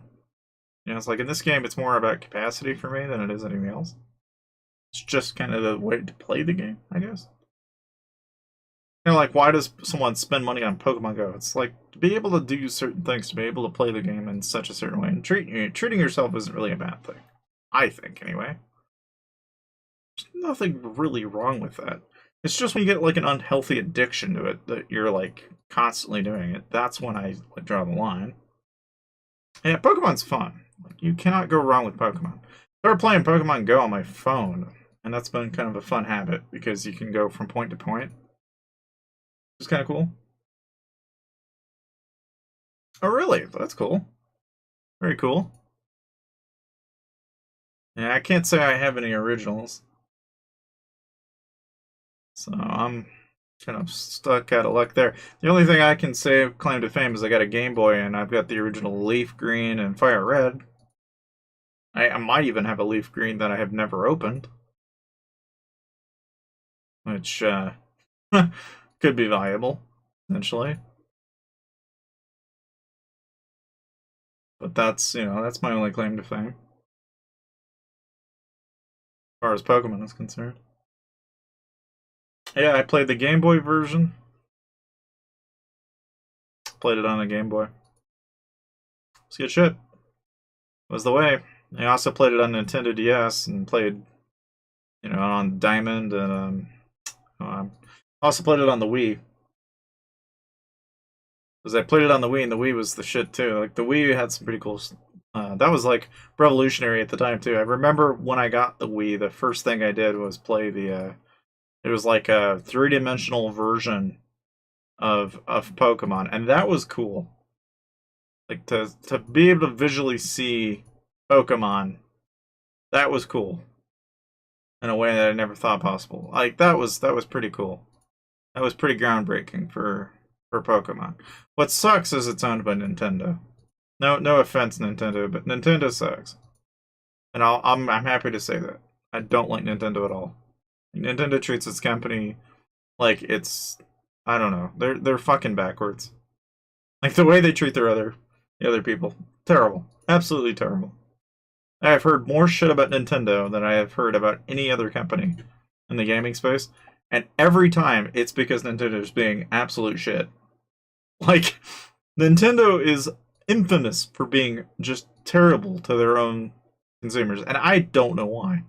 There's no logic to it. There's no sense in it at all. It's just completely stupid to me. I don't know what they're thinking. And even old Nintendo was kind of bad. Like, don't get me wrong. It's like there's a lot of stuff that they've done over the years that, it's like I can understand where they're coming from. Because to them, their IP is very valuable, and they want to defend that wholeheartedly to the point of death. But it's also self-destructive when, like, just people want to do very basic things, and they don't let that happen for very bizarre reasons. But, I don't know. I haven't played Scarlet, though. I've heard good things, though. have played Unite though. Pokemon Unite's not bad. It's like a MOBA version of, or it's more of a, it's kind of like Dota, kinda. Dota, League of Legends, that kind of thing. And that's not bad. I actually kind of enjoyed playing that for the short stint I had playing it. I like played it on PC, and it was more fun on PC. I don't know why they pushed a mobile audience on it, because I think it would have been a better mobile game had it been pushed more to the PC crowd. But I guess it's neither here nor there. I don't even think it was intentionally intended for PC by any means. I just happened to play it on an emulator. I guess so.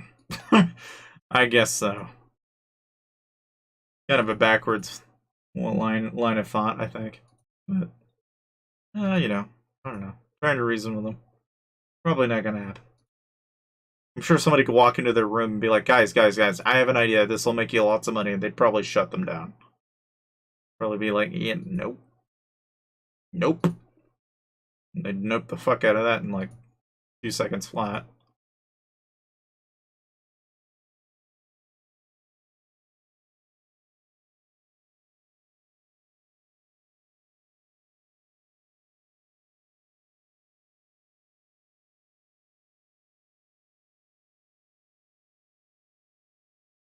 I don't know. I don't think we're doing too bad.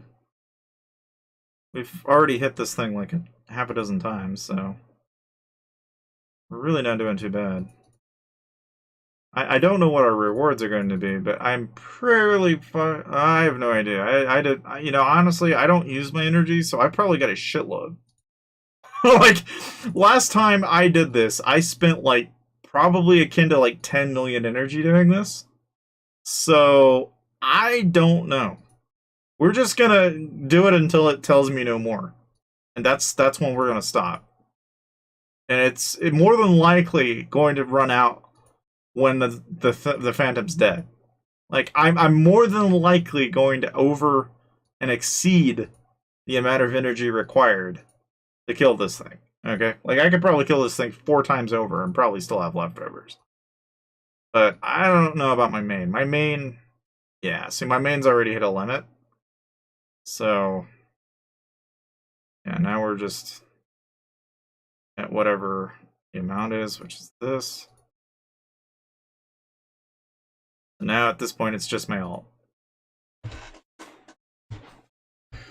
Yeah, I mean that's pretty much it's the way to roll, I think. But yeah, now my alt's the only thing that's got energy left at this point, so I'll go ahead and swap to my gear here, and I'll do the rest from here. But while I do that, let's take just a peek and see how much holy stars we're looking at here. 16,000. 16,000, 8,000, so like 32, 40, 114,000. So there's like at least 150-ish roughly on my main account. And if we look on this account, let's see how much we have. There's 3,000, 1,000, 2,800, and there's 18K. So not as much. Which is, you know, that's fair because I'm not using as much energy. Not as many rolls. But I get a lot more rolls off of my main account, so a lot more energy to be used, and therefore a lot more holy stars to be had. I didn't get any 5Ks though. I hit like 1,000, 500, 200, lots of hundreds, but not any 5Ks. So it's like hitting the 5Ks is kind of like just non-existent. Like it's just not there. I'm sure I'm probably going to get a lot of speeds out of this, though. I'm probably hitting the 3 days quite a bit. Like, one thing that is nice about Phantom is that you build up so many research speeds from this event alone that a person walks out of this wealthy as far as speed ups are concerned on research. The only thing is I don't think Wicked is ever going to need them, so it's really kind of pointless. But if they were training speeds or something like that, it'd be so much more. It would be so much more, and like I would get so much more out of it. Oh. Well, I didn't even know you can get 15s. If they're research speeds, I mean, that's one thing, but I guess we can look and take a peek here. So, like, there's some 24 hours, some 30 minutes. And we're plenty of gold, too, right? We're getting plenty of gold while we're at it. But, I mean, my main concern is just Holy Stars. That's really my main focus. Yeah, I know. Had they given us, like, training speeds, normal speeds, that would have made a huge difference. But no, it's got to be research because reasons. Now, that isn't to say that they couldn't make their mind and make something like Phantom Knight again and make a completely new arsenal and a new event. They could do it, right? I mean, the thing is it's like they had Weevils, they had Totemists, and they had that event for resources back in November. And that event was fantastic. And then at some point, they thought they'd get all high and mighty about it and stop doing that. And I don't know why. They should have. They really need to bring that back because that was a really good opportunity when you were running low on resources to just go around and gather off of monsters. I enjoyed the living hell out of that. And ever since they've taken that away from me, I've never been happy since because I remember doing it and I'm like, where the hell's my event? It's like they took it out of the game. I'm like, what the hell? You guys have you've actively decided to do something that's very self-destructive for no apparent reason. Stop it. You do many things. This is not one of them, damn it. I can tolerate only so much. But to a certain extent, right? I kind of feel like if maybe if IGG was to make a training monster, like that'd be cool. Okay, I would love to like transfer my energy in return for training speeds. Can you imagine how broken this game would be though? If a Phantom Knight equivalent for freaking training speeds would be a thing, oh my god. The amount of insanity that would ensue, I would imagine IGG would just pack their bags up because they would not make any money. Like, of all these people that have millions of energy like me that are just like, oh, okay. And all of a sudden now it's like the game's so fundamentally broken because have people like that that'll have so many speeds. They'll probably never have enough speeds to kill all their troops. They'll be able to kill their troops 10 times over and they just need resources to funnel it. You'd be able to make some of the existing player base go from like 10 billion to 100 billion, or something stupid. But even then, I'd still be more interested in a game like that or a world like that. I think that'd be more interesting because then the tens of thousands that people are used to and the millions that people have would be tens of millions, and it would be it would actually make the game more like a corporate economy in a way. Like. You then you'd be dealing in millions rather than like so if a person got rallied they were like, oh, okay, I lost a few million, no big deal. Like that would just really put things into perspective. Like, oh, okay, no biggie, I can just rebuild it, I got the speeds, no big deal, wait for this event, rebuild a few hundred mil. Like I just feel like that would be that'd be a lot more entertaining. Oh yeah, yeah. I mean, speeds and stuff like that are hellaciously useless to a certain extent. I can burn 150 days worth of speeds just on T4 very easily. Research alone is like a year for one level for those last ending bits. Yeah, see, that's the other thing. So this game isn't far from it. Like at some point we're gonna have tier 6 and tier 7 and tier 8. And I know nobody likes to hear that, but it's gonna happen. They've already made it very clear that that's what's going to happen because once they gold the first star and there's 3 other stars that they left not golden, that's where they're going with this. They just haven't done it yet. They're like, yeah, no, we probably shouldn't. Don't rock the boat and don't do it all at once. Rock it slowly. Milk the hell out of that and keep rocking the boat and just milk it slowly. So then once everybody's gotten used to the meta up until a certain point, raise the tier, do it again, and milk the jar until it gets empty. It's like it's a self-feeding prophecy. you know what's coming. But I mean, by the time they do that, and when they do that, the game's more than likely going to have a much smaller player base, and they're going to have problems financially keeping up with, you know, the way that they're currently scaling out.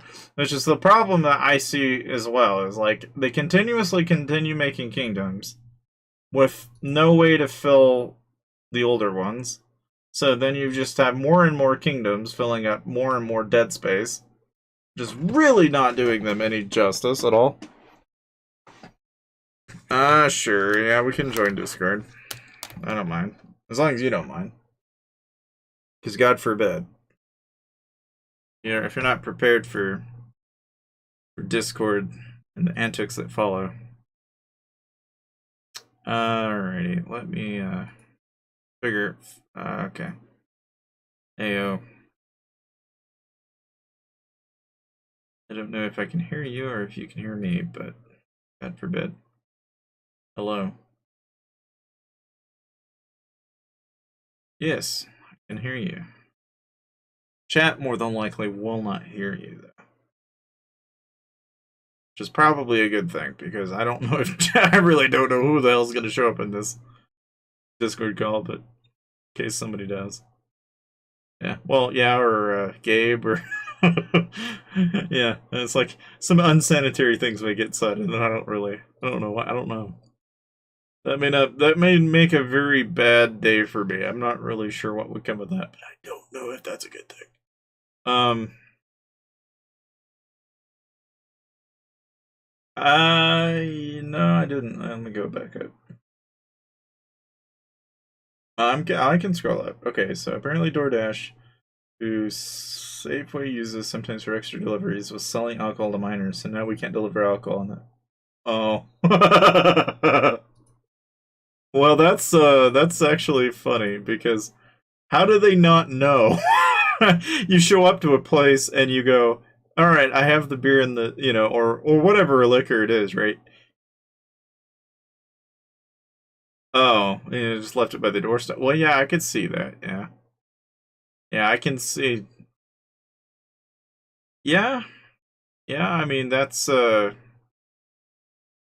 can see why you would fundamentally have some problems there, right? If you make it accessible for people to drop liquor off with no questions as to who's buying it. Yeah, probably. That's one of those things that, it's probably been going on for a long time. It's just somebody finally picked up on what was going on. It's kind of like I was talking about this earlier. I was like, it's like most people don't really think much about this. I won't be able to join this Discord because this is like one of our private chat Discords, but I do have a Discord actually, and I don't regularly use it, but I will bring it up anyway. Let me see if I can link it. Because the one thing this bot system and all that jazz, I don't know, it was a long ass time ago when we built this damn thing. I'm like the only thing. Between that and Kremdor, I guess, but I don't remember who originally set this thing up. It might have been Kremdor, but god damn it, it's been a long time since I last. Because this is back when DBR was a thing, and it had Lost Crusade, and it had like all this shit. Like, it has been a long ass time. It's possible. Because I really, I mean, like I said, I have not been a regular to my Discord. I'm kind of a. You didn't do my Discord. Okay, I didn't think so. Yeah, because the guy who did my Discord way back in the day, right? He was a really nice guy and knew a thing or two about making servers, and he did it completely for free. And I did not even bother. And I was like really kind of surprised when he made it, but I was like, okay, cool. and I've always had the bot, like it just exists. And the only thing it's really useful for, really, for about everyday people, is that it's going to constantly tell you when a new video is published. And it's got some voice rooms in there, so I mean, if a person wanted to, they can go in there, read gear checks. There's like a bunch of shit, you know, a bunch of rooms in here that I don't even think we've ever used. And what the crazy thing is, this thing has been around since 20, which tells you how long I've had it. In fact, I can go back to approximately when it was made. Cause yeah, because I had Worry Frog in here. It might have been who made it. I don't know though. Long enough ago. It was definitely Worry Frog that made it though. But God, if that wasn't a long ass time ago. It's actually kind of alarming how long ago that was. Like I didn't even realize how long it. Yeah, there's like a shitload, actually, kind of. Yeah. Well, like Truly King's still in it. I mean, there's like some pretty notable people that are still in this Discord. But I mean, most of the people that are in that Discord are people that have either known me over the years or they've been in and out of what I did back in the day. It's kind of funny. Like it's just one of those things that I just have, and I just completely spaced it off. But I mean, it's a nice Discord. You know? It's I don't know. Maybe I'll bring it back into use. I can start putting that in my videos, and it'll probably come to life. It's maybe not such a bad idea, actually. I might start doing that. No, because I don't think I ever paid for it to begin with. Yeah. Am I? No way. No, see, that's just it. Look if I know. Um.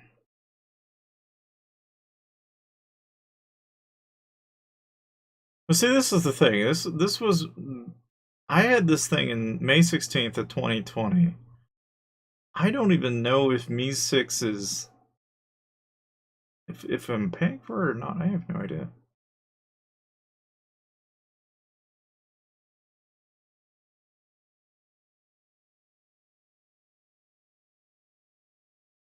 Really?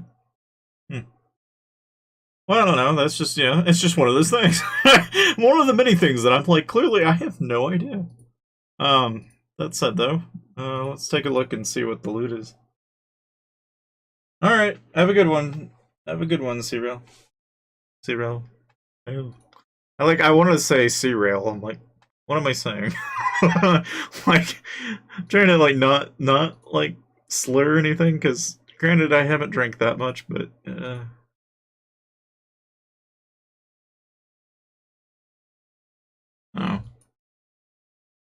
Okay, so we got another 15,000, 1,600, 2,000, 1,000. That's an okay amount. Of course, we got some artifacts. Oh, that's not bad.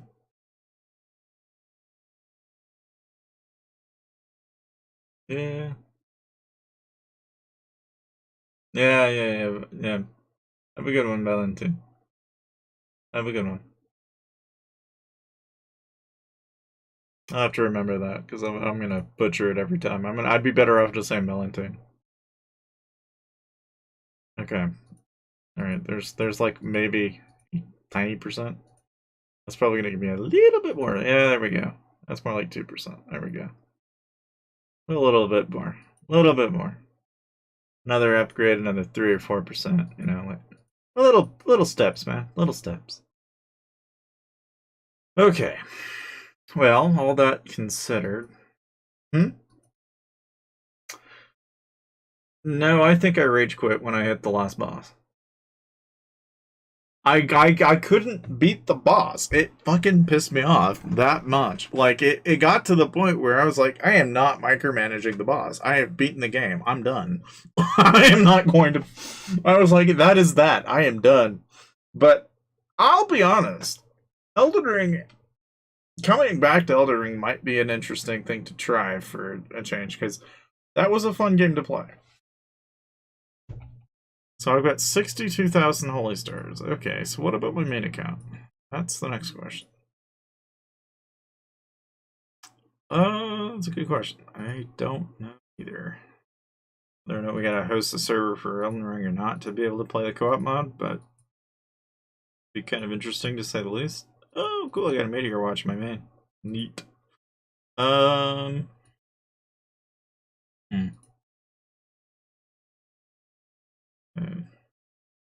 Gifts galore. Cool. I'll have to same thing on here. 8 hours. Use. Neat. Collection there. Connect. And well, aside from that, get our XP bonus there.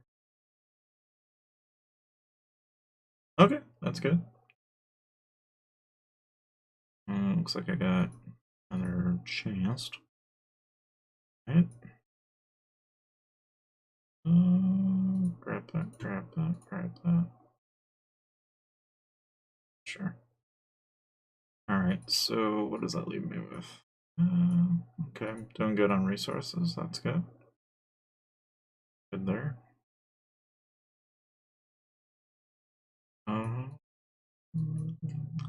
Because we only got 73 million points.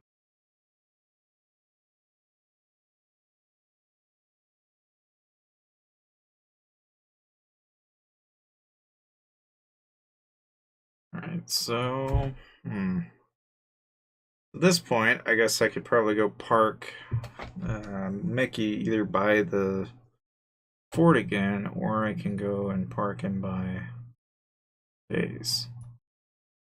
I do not, so I'm as free as a Tweety Bird.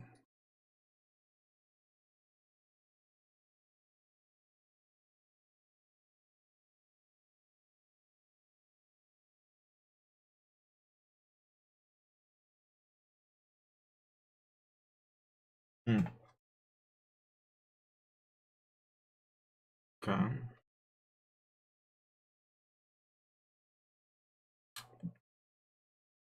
1v1. Wait, what is this guy? It's a 1v1.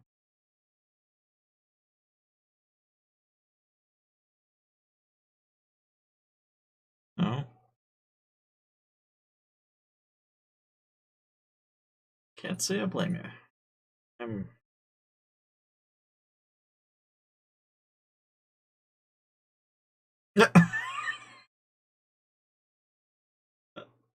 okay. So he just like casually just stops by and he goes, "Well, all right. I'm not gonna deliver anything for a minute." Right. So he just like casually he's like, "Well, as long as nobody knows, get paid get paid an hour to watch Family Guy. That's legendary." Yeah.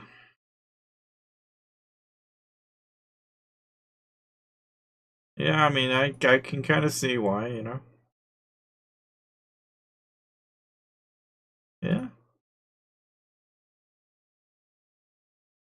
Yeah. Yeah. I mean, that may not be a bad idea. You're just having to sit there anyway.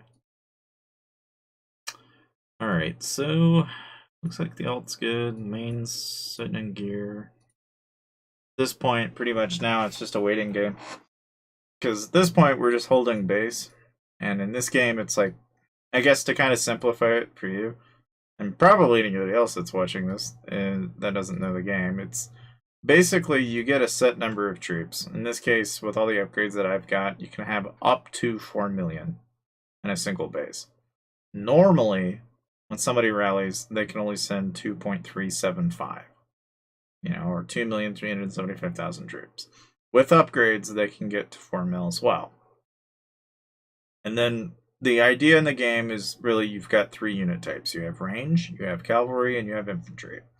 And what they have to do is you have a front line, and depending on which one you're in, will determine what they want to send. So if you're in infantry, they'll send cavalry. Cavalry beats infantry. You send range on infantry, you lose, because range gets beaten by infantry. Range beats cavalry, and the rest is history. In principle, the game is built on that as a.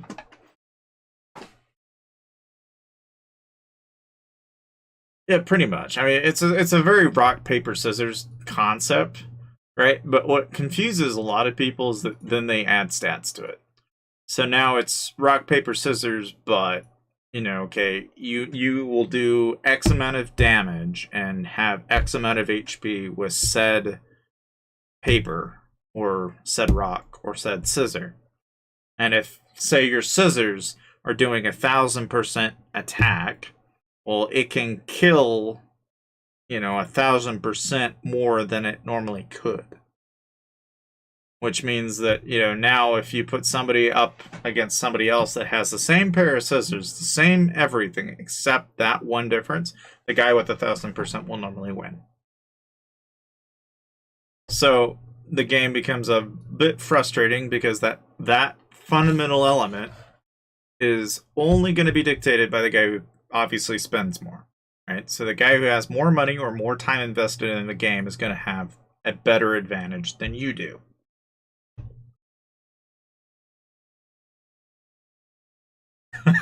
Yeah, pretty much. Imbo's got it figured out. But the thing is, right? And this is rock paper scissors, right? I'm going to assume rock is infantry, okay? Scissors is range, and paper is going to be our cavalry, right? All that matters for most people is to have paper and scissors or rock and paper. Once in a while, somebody will have rock and scissors, or someone will have scissors and rock. It's either one of those two combinations. They're always going to be going for two rather than one. Because the guy who does two, what happens is, if say somebody sends rock, but I've got paper and scissors, if you send rock at me and I'm sending in scissors, I can go to paper and you're fucked. However, if somebody like sends, paper and rock at somebody that has scissors and rock, if the guy sits in scissors and he hits scissors, then the only person that wins in that situation is going to be whoever has better scissors. What? Oh, that's going to be fun when that comes up. Kerbal Space Program 2 is going to be a good game, I think. February 24th? Yeah, that'll be good. At least I think it'll be anyway. I mean, one thing I will say about on the games horizon right now isn't the Space Marine game, isn't that coming out? Yeah. Okay, so there's kind of like a redux of the original Space Marine game. It's like basically you play a Warhammer 40k soldier and you go through and you kill Tyranids. There's supposed to be a newer one of that coming out, and that might be pretty good too, because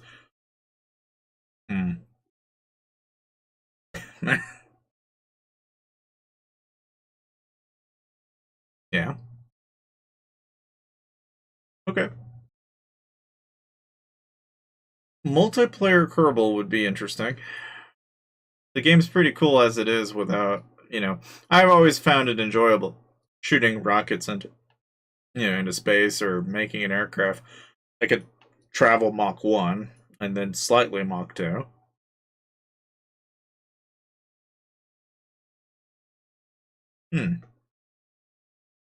Yeah. That'll be interesting. See how they implement that.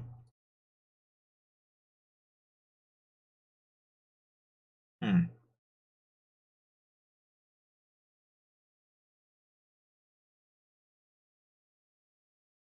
I've been to the moon, and that was a very difficult thing to achieve. And the funny thing is in Kerbal, it's funny because you'll get to the moon, then make another ship to get your people off the moon. Is you've got to send them equipment and stuff like that. What I found interesting about that game was like I learned that, it's like to be able to mine in that game is how you continuously get from point A to point B. You have to be able to mine to get the fuel to be able to fill up the actual fuel tanks to then be able to get yourself from point A to point B. And the amount of fuel you have is actually going to determine how well stable it is too. Yeah, yeah, I think Kerbal will be good. When that game comes out, that'll be a very pretty game. That'll probably rival a lot of your your RTX upgrades that you're getting in Fortnite will probably be on par with that. I would think anyway.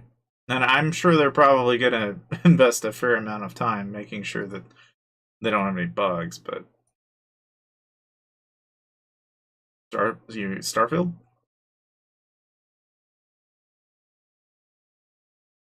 Yeah, it's kind of bad that they delayed it. I agree. Kind of shitty that. Well, the one thing I don't understand about Starfield is it comes off sounding like Starfield was supposed to be like the Outer Worlds, but this is Bethesda's version of it, which then makes me question like, okay, so what is it? What is it exactly? Yeah, I mean, I feel like it's a little bit more of a serious take on the space genre, which makes me think it's going to be like, Elite Dangerous or X4, that kind of game. But then the one thing that they did tell me though was like, well, we're not going super strict because if we go super strict, it's not fun. Like, okay. So then it's like where the limitations are going to be. It's going to be interesting. Okay. Assuming they don't delay it. Okay. At least that gives me something to look forward to, I guess. Yeah. Well, any luck.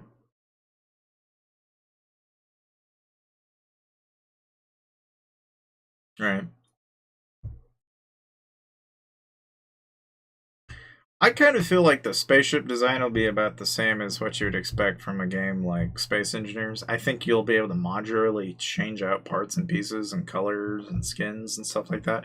But I think there'll be limitations in terms of like how fast your ship can go and how much storage you can have and how large of a ship it can be, and there's going to be some kind of predefined limit, and then obviously they're going to tack some kind of grind involved in doing so too, because that's natural in game design. You're not going to make it easy for anybody to do any one thing. I almost expect it to be like Fallout, like fuck, I can't even think of the name. That's bad.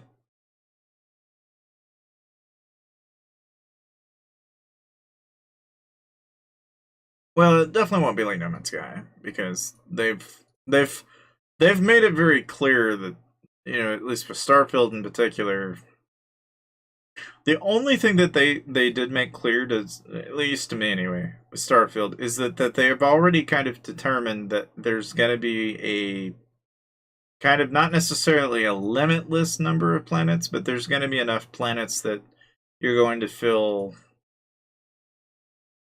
yeah. The thing about that though is that like how much of that is actual content though. 1,000 solar systems says not a whole lot of anything, right?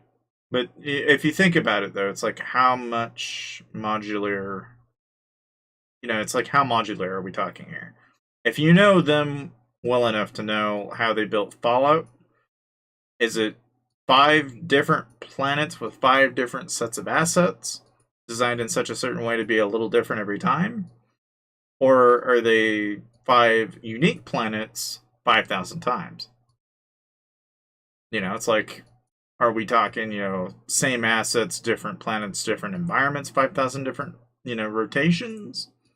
Which case it's like, okay, so you might find, you're on a planet and it looks like it's Doom Eternal's castle esque, right?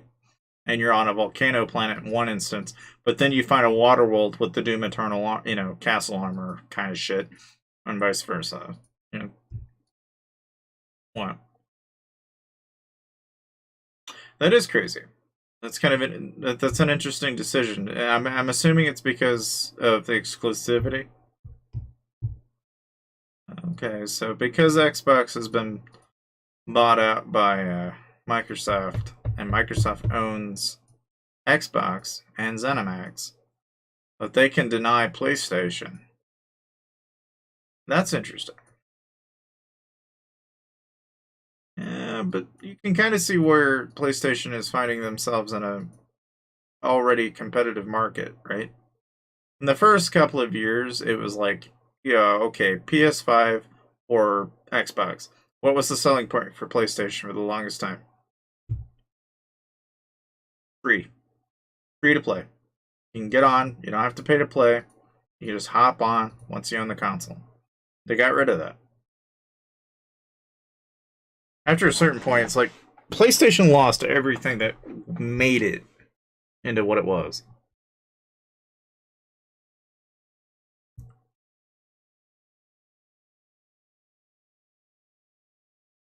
Yeah, I'll take a look. Okay, yeah, because those are like space stations and yeah, I mean, that at least kind of gives you an idea of where they're going with it anyway. Which makes me feel like it's going to be very Star Citizen-esque. That's the word I'd use. Which is fine, you know, it's like, you know, conceptually it sounds like it's going to work, but I know how well Star Citizen worked, and that didn't work very well.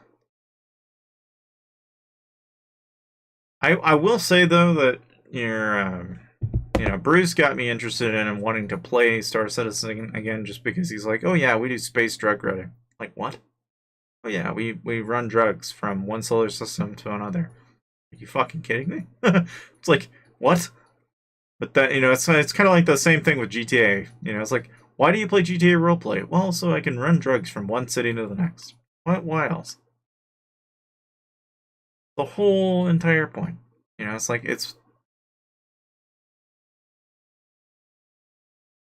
yeah.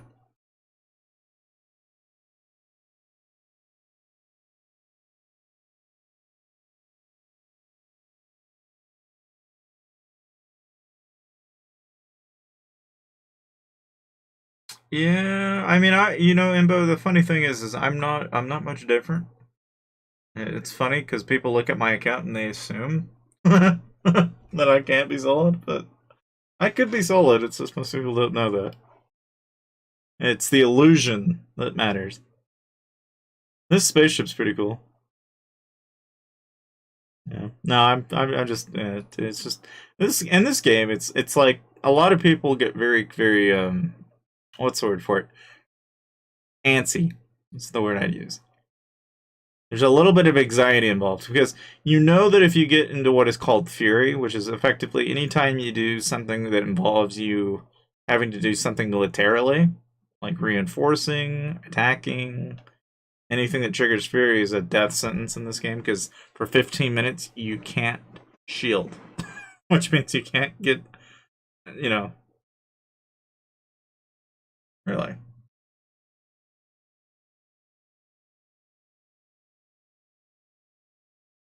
Oh, fuck, dude, that is pretty sick.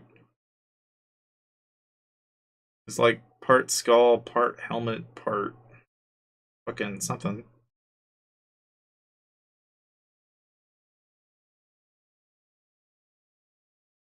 Ready to make the settled systems a safer place. That sounds like an option I'd take. It's gonna be kind of cool because that's Fallout at its heart. You know, it's like give people, yeah. See, that's what I think it's gonna be. It's a space Fallout, and that I think is gonna be the most interesting thing about the game overall because I can just envision like, okay, I've got my spaceship, I've got my guns, I go up, show up at a place, and I'm rolling in there, not knowing who I'm working for, who I'm helping, what it's about. And I might run into space pirates. I might run into a corporation that does mining. I might run into slavers. I might run into any number of possible scenarios, right? And the only time where I'll ever probably be completely horrified is going to be when you discover creatures and when you start finding things that are, you know, like, and that's the thing I think that they're going to capitalize on is the unknown. It's what you don't expect to find in the corners of space that horrifies you. Like, you know, you can imagine flying around in your spaceship. You're going around and you're flying, and all of a sudden, meteorite, boom, it freaking hits your ship, and you're like, what the fuck just happened? And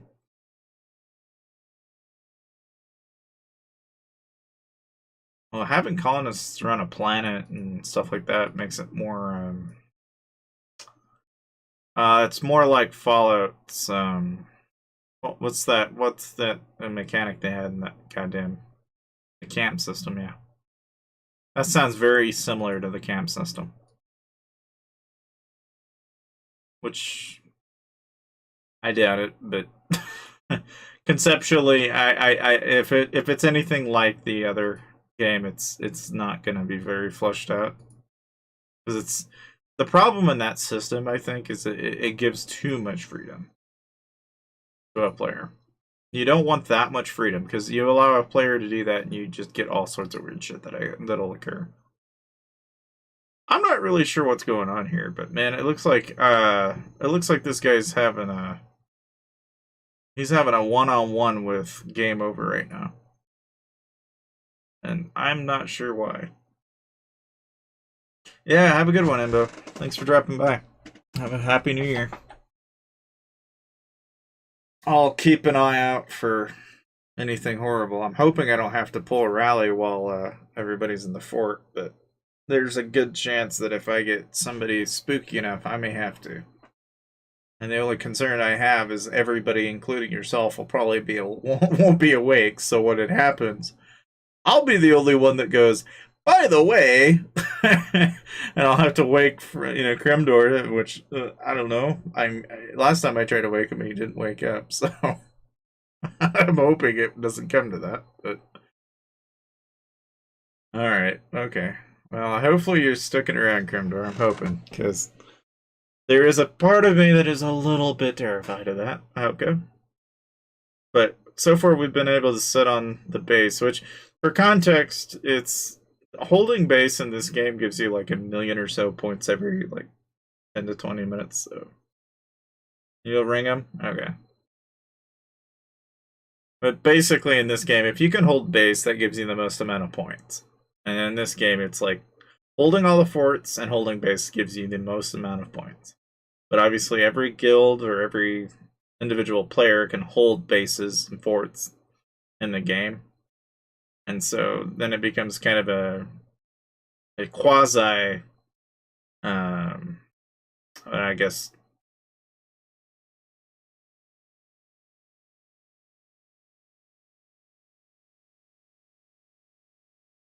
Okay. 20% bigger and probably 10 times the amount of content, but will it have the same amount of story development? That is the question. Yeah, probably. So my confidence with Starfield is just simply that it's going to hopefully come out with a story and you're going to follow along. Really, there for a moment, I like sat there and thought about it for a second, and I'm like, why are fireworks going off? And I'm like, and it just dawned on me. I'm like, oh yeah, that's right, it's New Year's, and they can shoot fireworks on New Year's.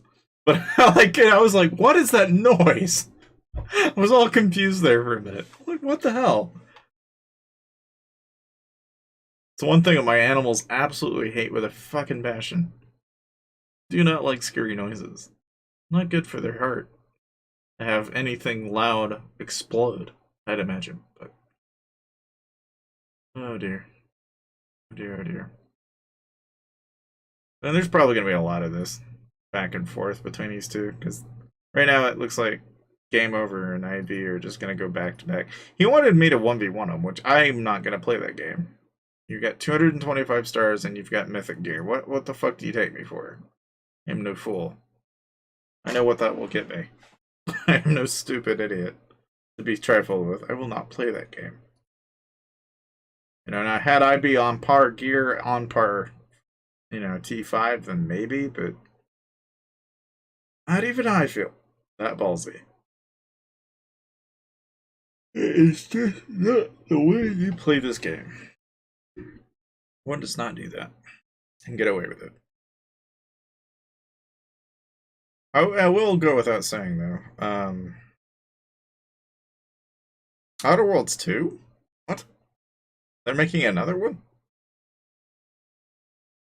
Really? I didn't even know that. Huh. How was the first one? I didn't even play the first one. Really good, huh? Hmm. I don't know. That's something we could always investigate. Maybe we would find it on sale one day. I guess we can look. 20 bucks? Yeah. They got DLC. It does. They've got Murder, Peril on Gorgon, Murder on Eridanos, and Expansion Pass. The expansion passes? Okay.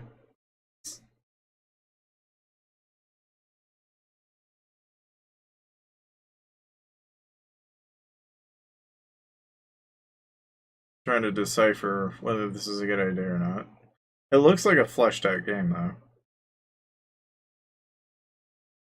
Kind of debating it. I mean, it doesn't seem like a bad game.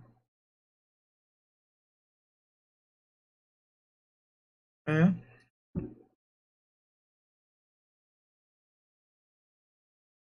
Alright. I don't know, this could be fun. I don't see how this won't find itself to be somewhat interesting. It's got everything that Fallout has in space. Yeah.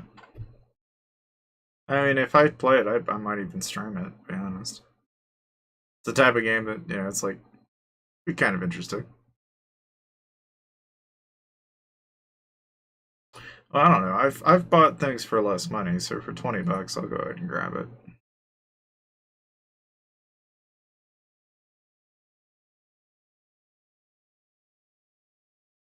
Well, that's kind of my thinking. It's like, well, shit, for the amount of money that they're asking for it, that's really not bad. Although I don't think I have enough disk space. I'm gonna need to uninstall some shit. Halo Infinite, you're going. I know, but I'm just now going, okay, Halo Infinite, it's time that we uninstall you. Don't get me wrong, we've had good times together, but your day of, I don't know, but it's got to be quite a bit. There's got to be a fair amount between that and Bannerlord.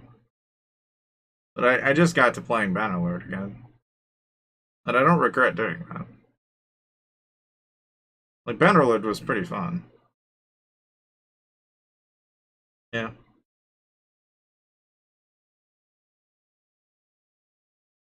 Let's see, what else can I uninstall? It's probably taking up a stupid amount of space.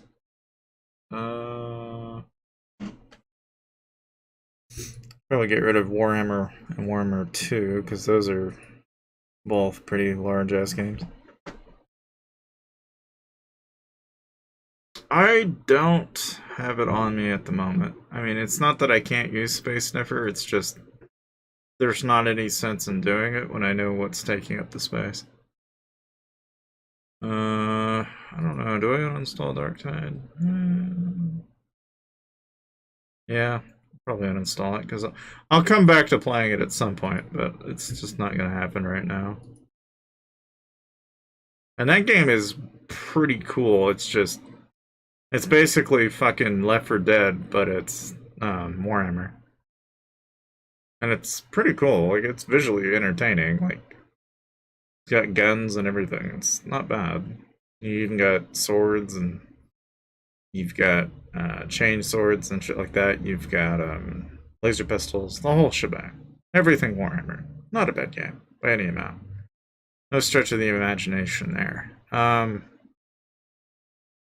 only other massive game I can see in my inventory here would be Planet Side too, but I like to hop on there once in a while, so I'll probably keep that.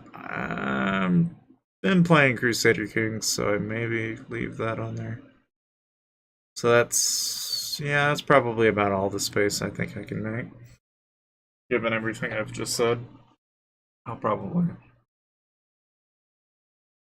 I don't know, man. I think they attempted Planet Side Arena, and then they turned around and said, "Yeah, never mind." What they shouldn't have done was give anybody the idea that they were actually going to take their money and run.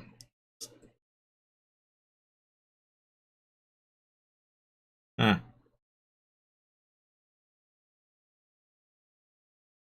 It's not entirely surprising because I really feel like that was a half-baked idea when it was presented.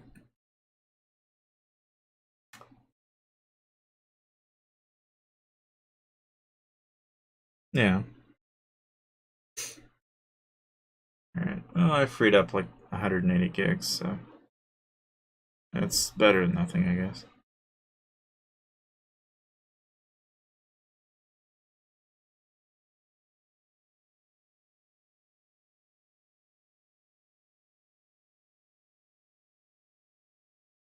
Oh, you're talking. Yeah, I remember that game. Yeah, that game was not like it was fun, but that game killed itself. That's the joke heard around the world.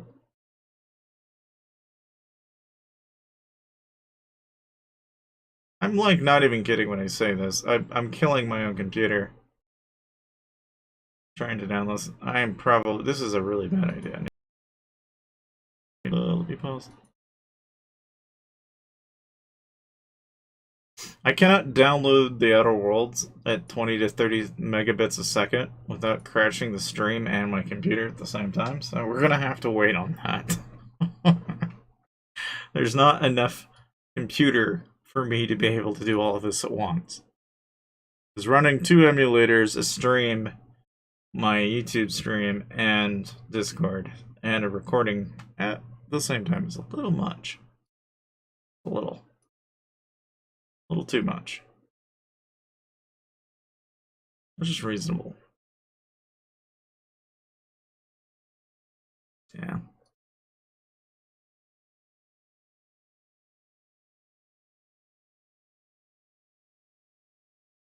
Hmm.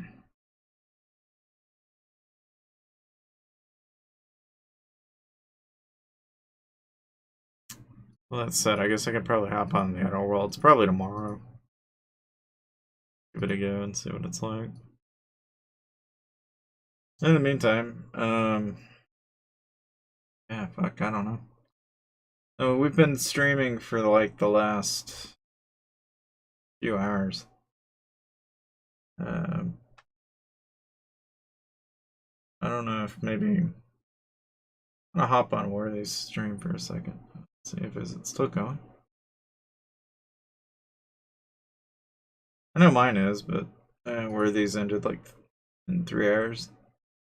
Like he played High on Life. Yeah. His name's Worthy Prince. He's just a streamer that happens to play Lord's Mobile. He's pretty big though. Space, I guess. But he played it for like 3 hours, which I mean, wish he could have played longer, but it's fine, I guess. It looks like he played Plague Tale Requiem. He kind of does this once in a while. He does like these random streams where he'll play like other games and stuff. The weird thing is that like his history with it though, like he'll do a stream and then he'll like hide it after the fact usually. He kind of keeps it predominantly Lord's Mobile, but he doesn't always. Sometimes he'll keep them, other times he won't. It's just kind of interesting because this channel's like 70 some odd thousand in terms of subs and everything. But I don't know. I mean, I don't want to overthink that, but that's one of those things that, like, yeah, I don't know. Like on the back end, I always happen to think about it, and I go, well, shit. Person can stream whatever they want and record it, and vice versa. I'm gonna probably have to stop recording. Actually, I've been recording for like the last 3 hours. I probably need to stop. It's not really the stream that's bothering me. It's the 18 gig sized MKV that I've got. That's a lot of storage. I'm trying to think if there's anything in that 3 hour stream that I even need. But the only thing that occurred on that stream in the last 3 hours, if I remember it, if I open it back up, I guess we can find out.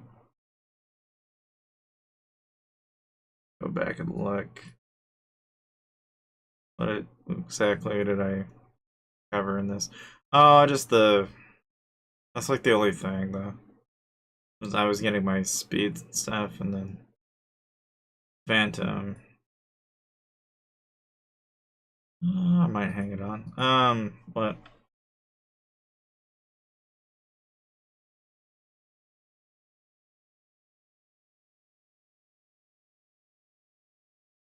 Transmog? Yeah. See, I understand transmog in Diablo, but the only problem I have with transmog, and it's mostly that it's a recolored skin, right? And they've got this in other games, right? There's always somebody out there that feels like they're more the artiste, that they can take a certain color set, modify it, make it into their own, right? I have nothing wrong with that as far as transmog goes, because it gives people creative freedom to change the way they want to use something. What I don't like is the incentive for companies to monetize that. Because in like games like Halo, it was free. And I still feel like transmog in its conception should have always been free.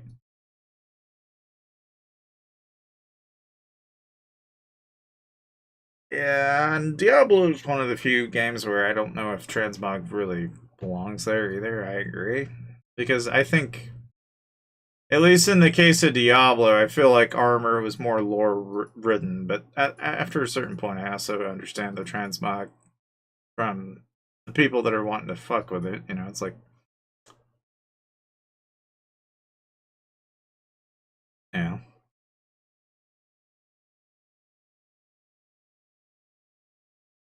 yeah.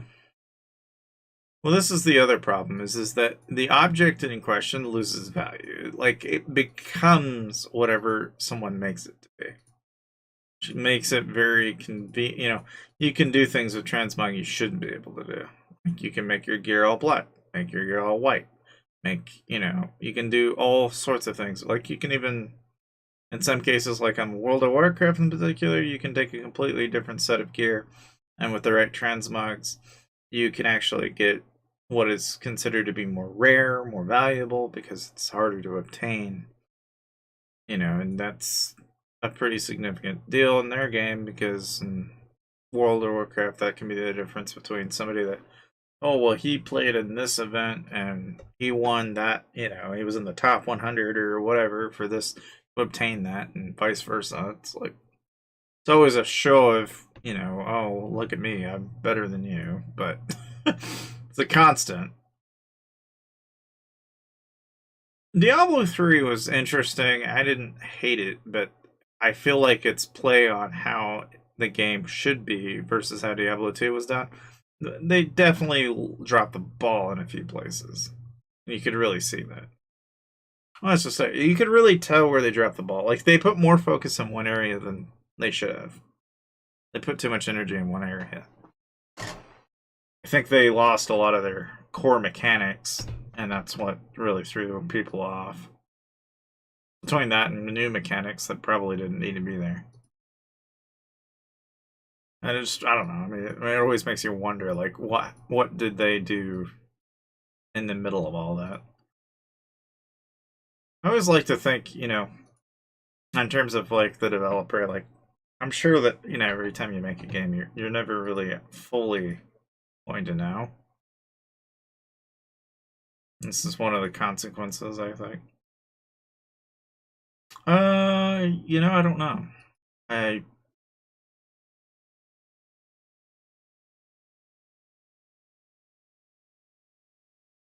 Yeah.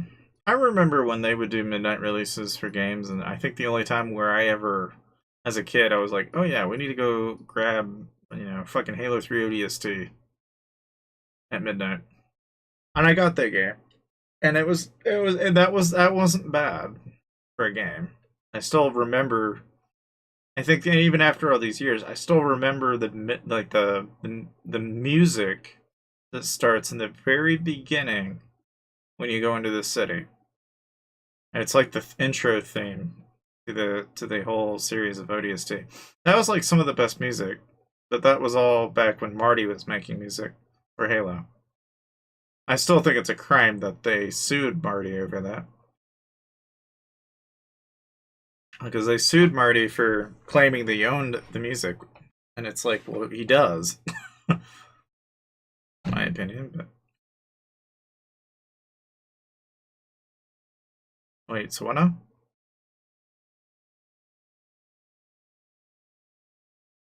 Yeah, there's probably some GameStops that don't do it because they probably don't have the staffing to do it.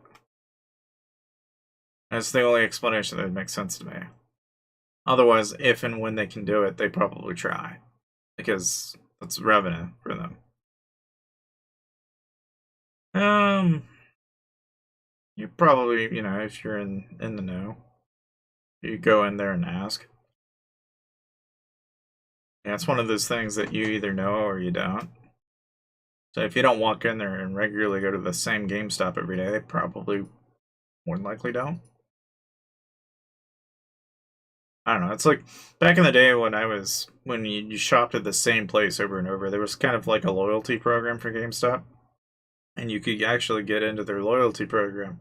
And your loyalty program gave you certain benefits because you got, X amount of points for trade-ins and X amount of points for, and then you can turn around and trade those points in for collectibles, or you can use them for another purchase on another game, so on and so forth.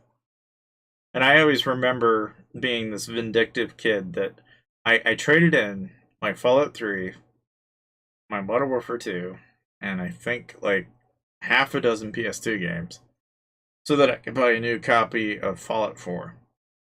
I don't know why, but I had been playing Fallout 4 to a certain point when I finally went, I want my Fallout 3 back. And I went back to the store and I bought my Fallout 3 back because I was not okay with the fact that this is back when I think it might have been New Vegas when I was, it's like in that in between where I was playing Vegas, I was playing Fallout 3. Fallout 4 had just been announced, and I was preparing to basically rack up the money, and I needed to pre-order it. So I sent all those old games in to pre-order it, only to find myself, basically in dread over the fact that I had all these DLCs and everything, and I had spent so much time playing Fallout 3 that I wanted to play it, and it just bothered the fuck out of me. I remember that really well, though. The one time when I was like, oh, that trade in, I should not have done that. And I'm so glad I've gotten away from that model because now that you don't have any insistence or focus on the discs themselves, I used to be so paranoid about like CDs and shit because if you scratch them, you couldn't play the game anymore. And that was such a big problem because you'd fucking spend hours and hours and hours playing these fucking games on a CD. And it's like you lose the CD, you couldn't play the game. And now it's like it's nowhere near a problem anymore.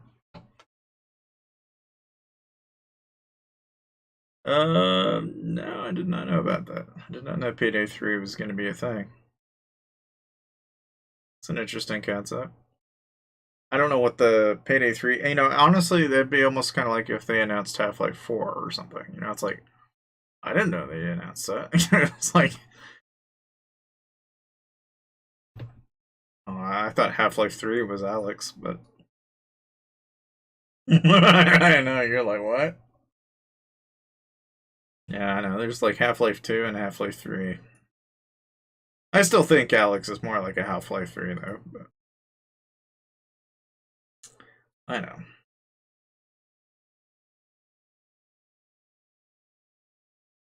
And it's kind of like a portal for your Left 4 Dead 4, or these are all things that people would love to see, but that'll never probably happen.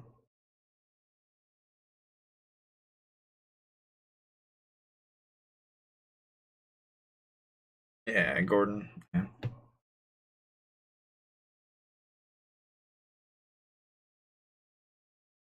Yeah, I mean, it could happen. Could maybe not. When they fucking announced Alex, though, there was enough hype that people were like, "Holy shit!" That Steam is like, you know, that's one of the few one of the few IPs that Steam owns that it's like I'm surprised that Steam is as cozy as they are with their franchise. Like in general,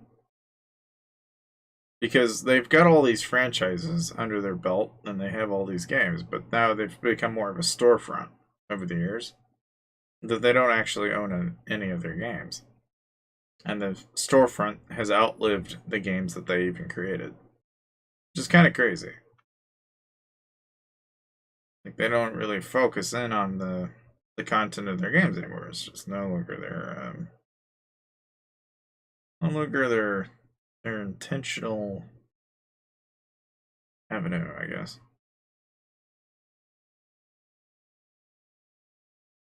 Yeah. Yeah, Hogwarts Legacy is probably not bad. More than likely it's going to be a fairly successful game in terms of what it to the people it appeals to.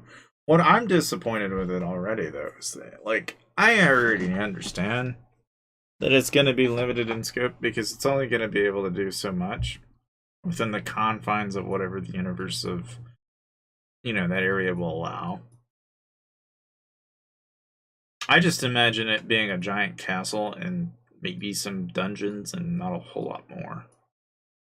Yeah, I've seen the gameplay, but it's like it's still going to be confined to that area to some extent. I know the whole world, but how much? How much? I know, but see, that's just it. It's like how much? How far? I don't know. I mean, they've demonstrated that they've got quite a bit. Oh, Lord. Shit, man. No problem. Alright, well, I think for the stream anyway, I think we're going to go ahead and call it a wrap since I don't think there's going to be a whole lot more going on. And when it finally does actually happen, I'll probably just record the rest anyway. So for those of you who came by and watched and chatted around, thanks for coming by. Hope everybody has a happy new year, and I will hopefully see you guys tomorrow. So, have a good one.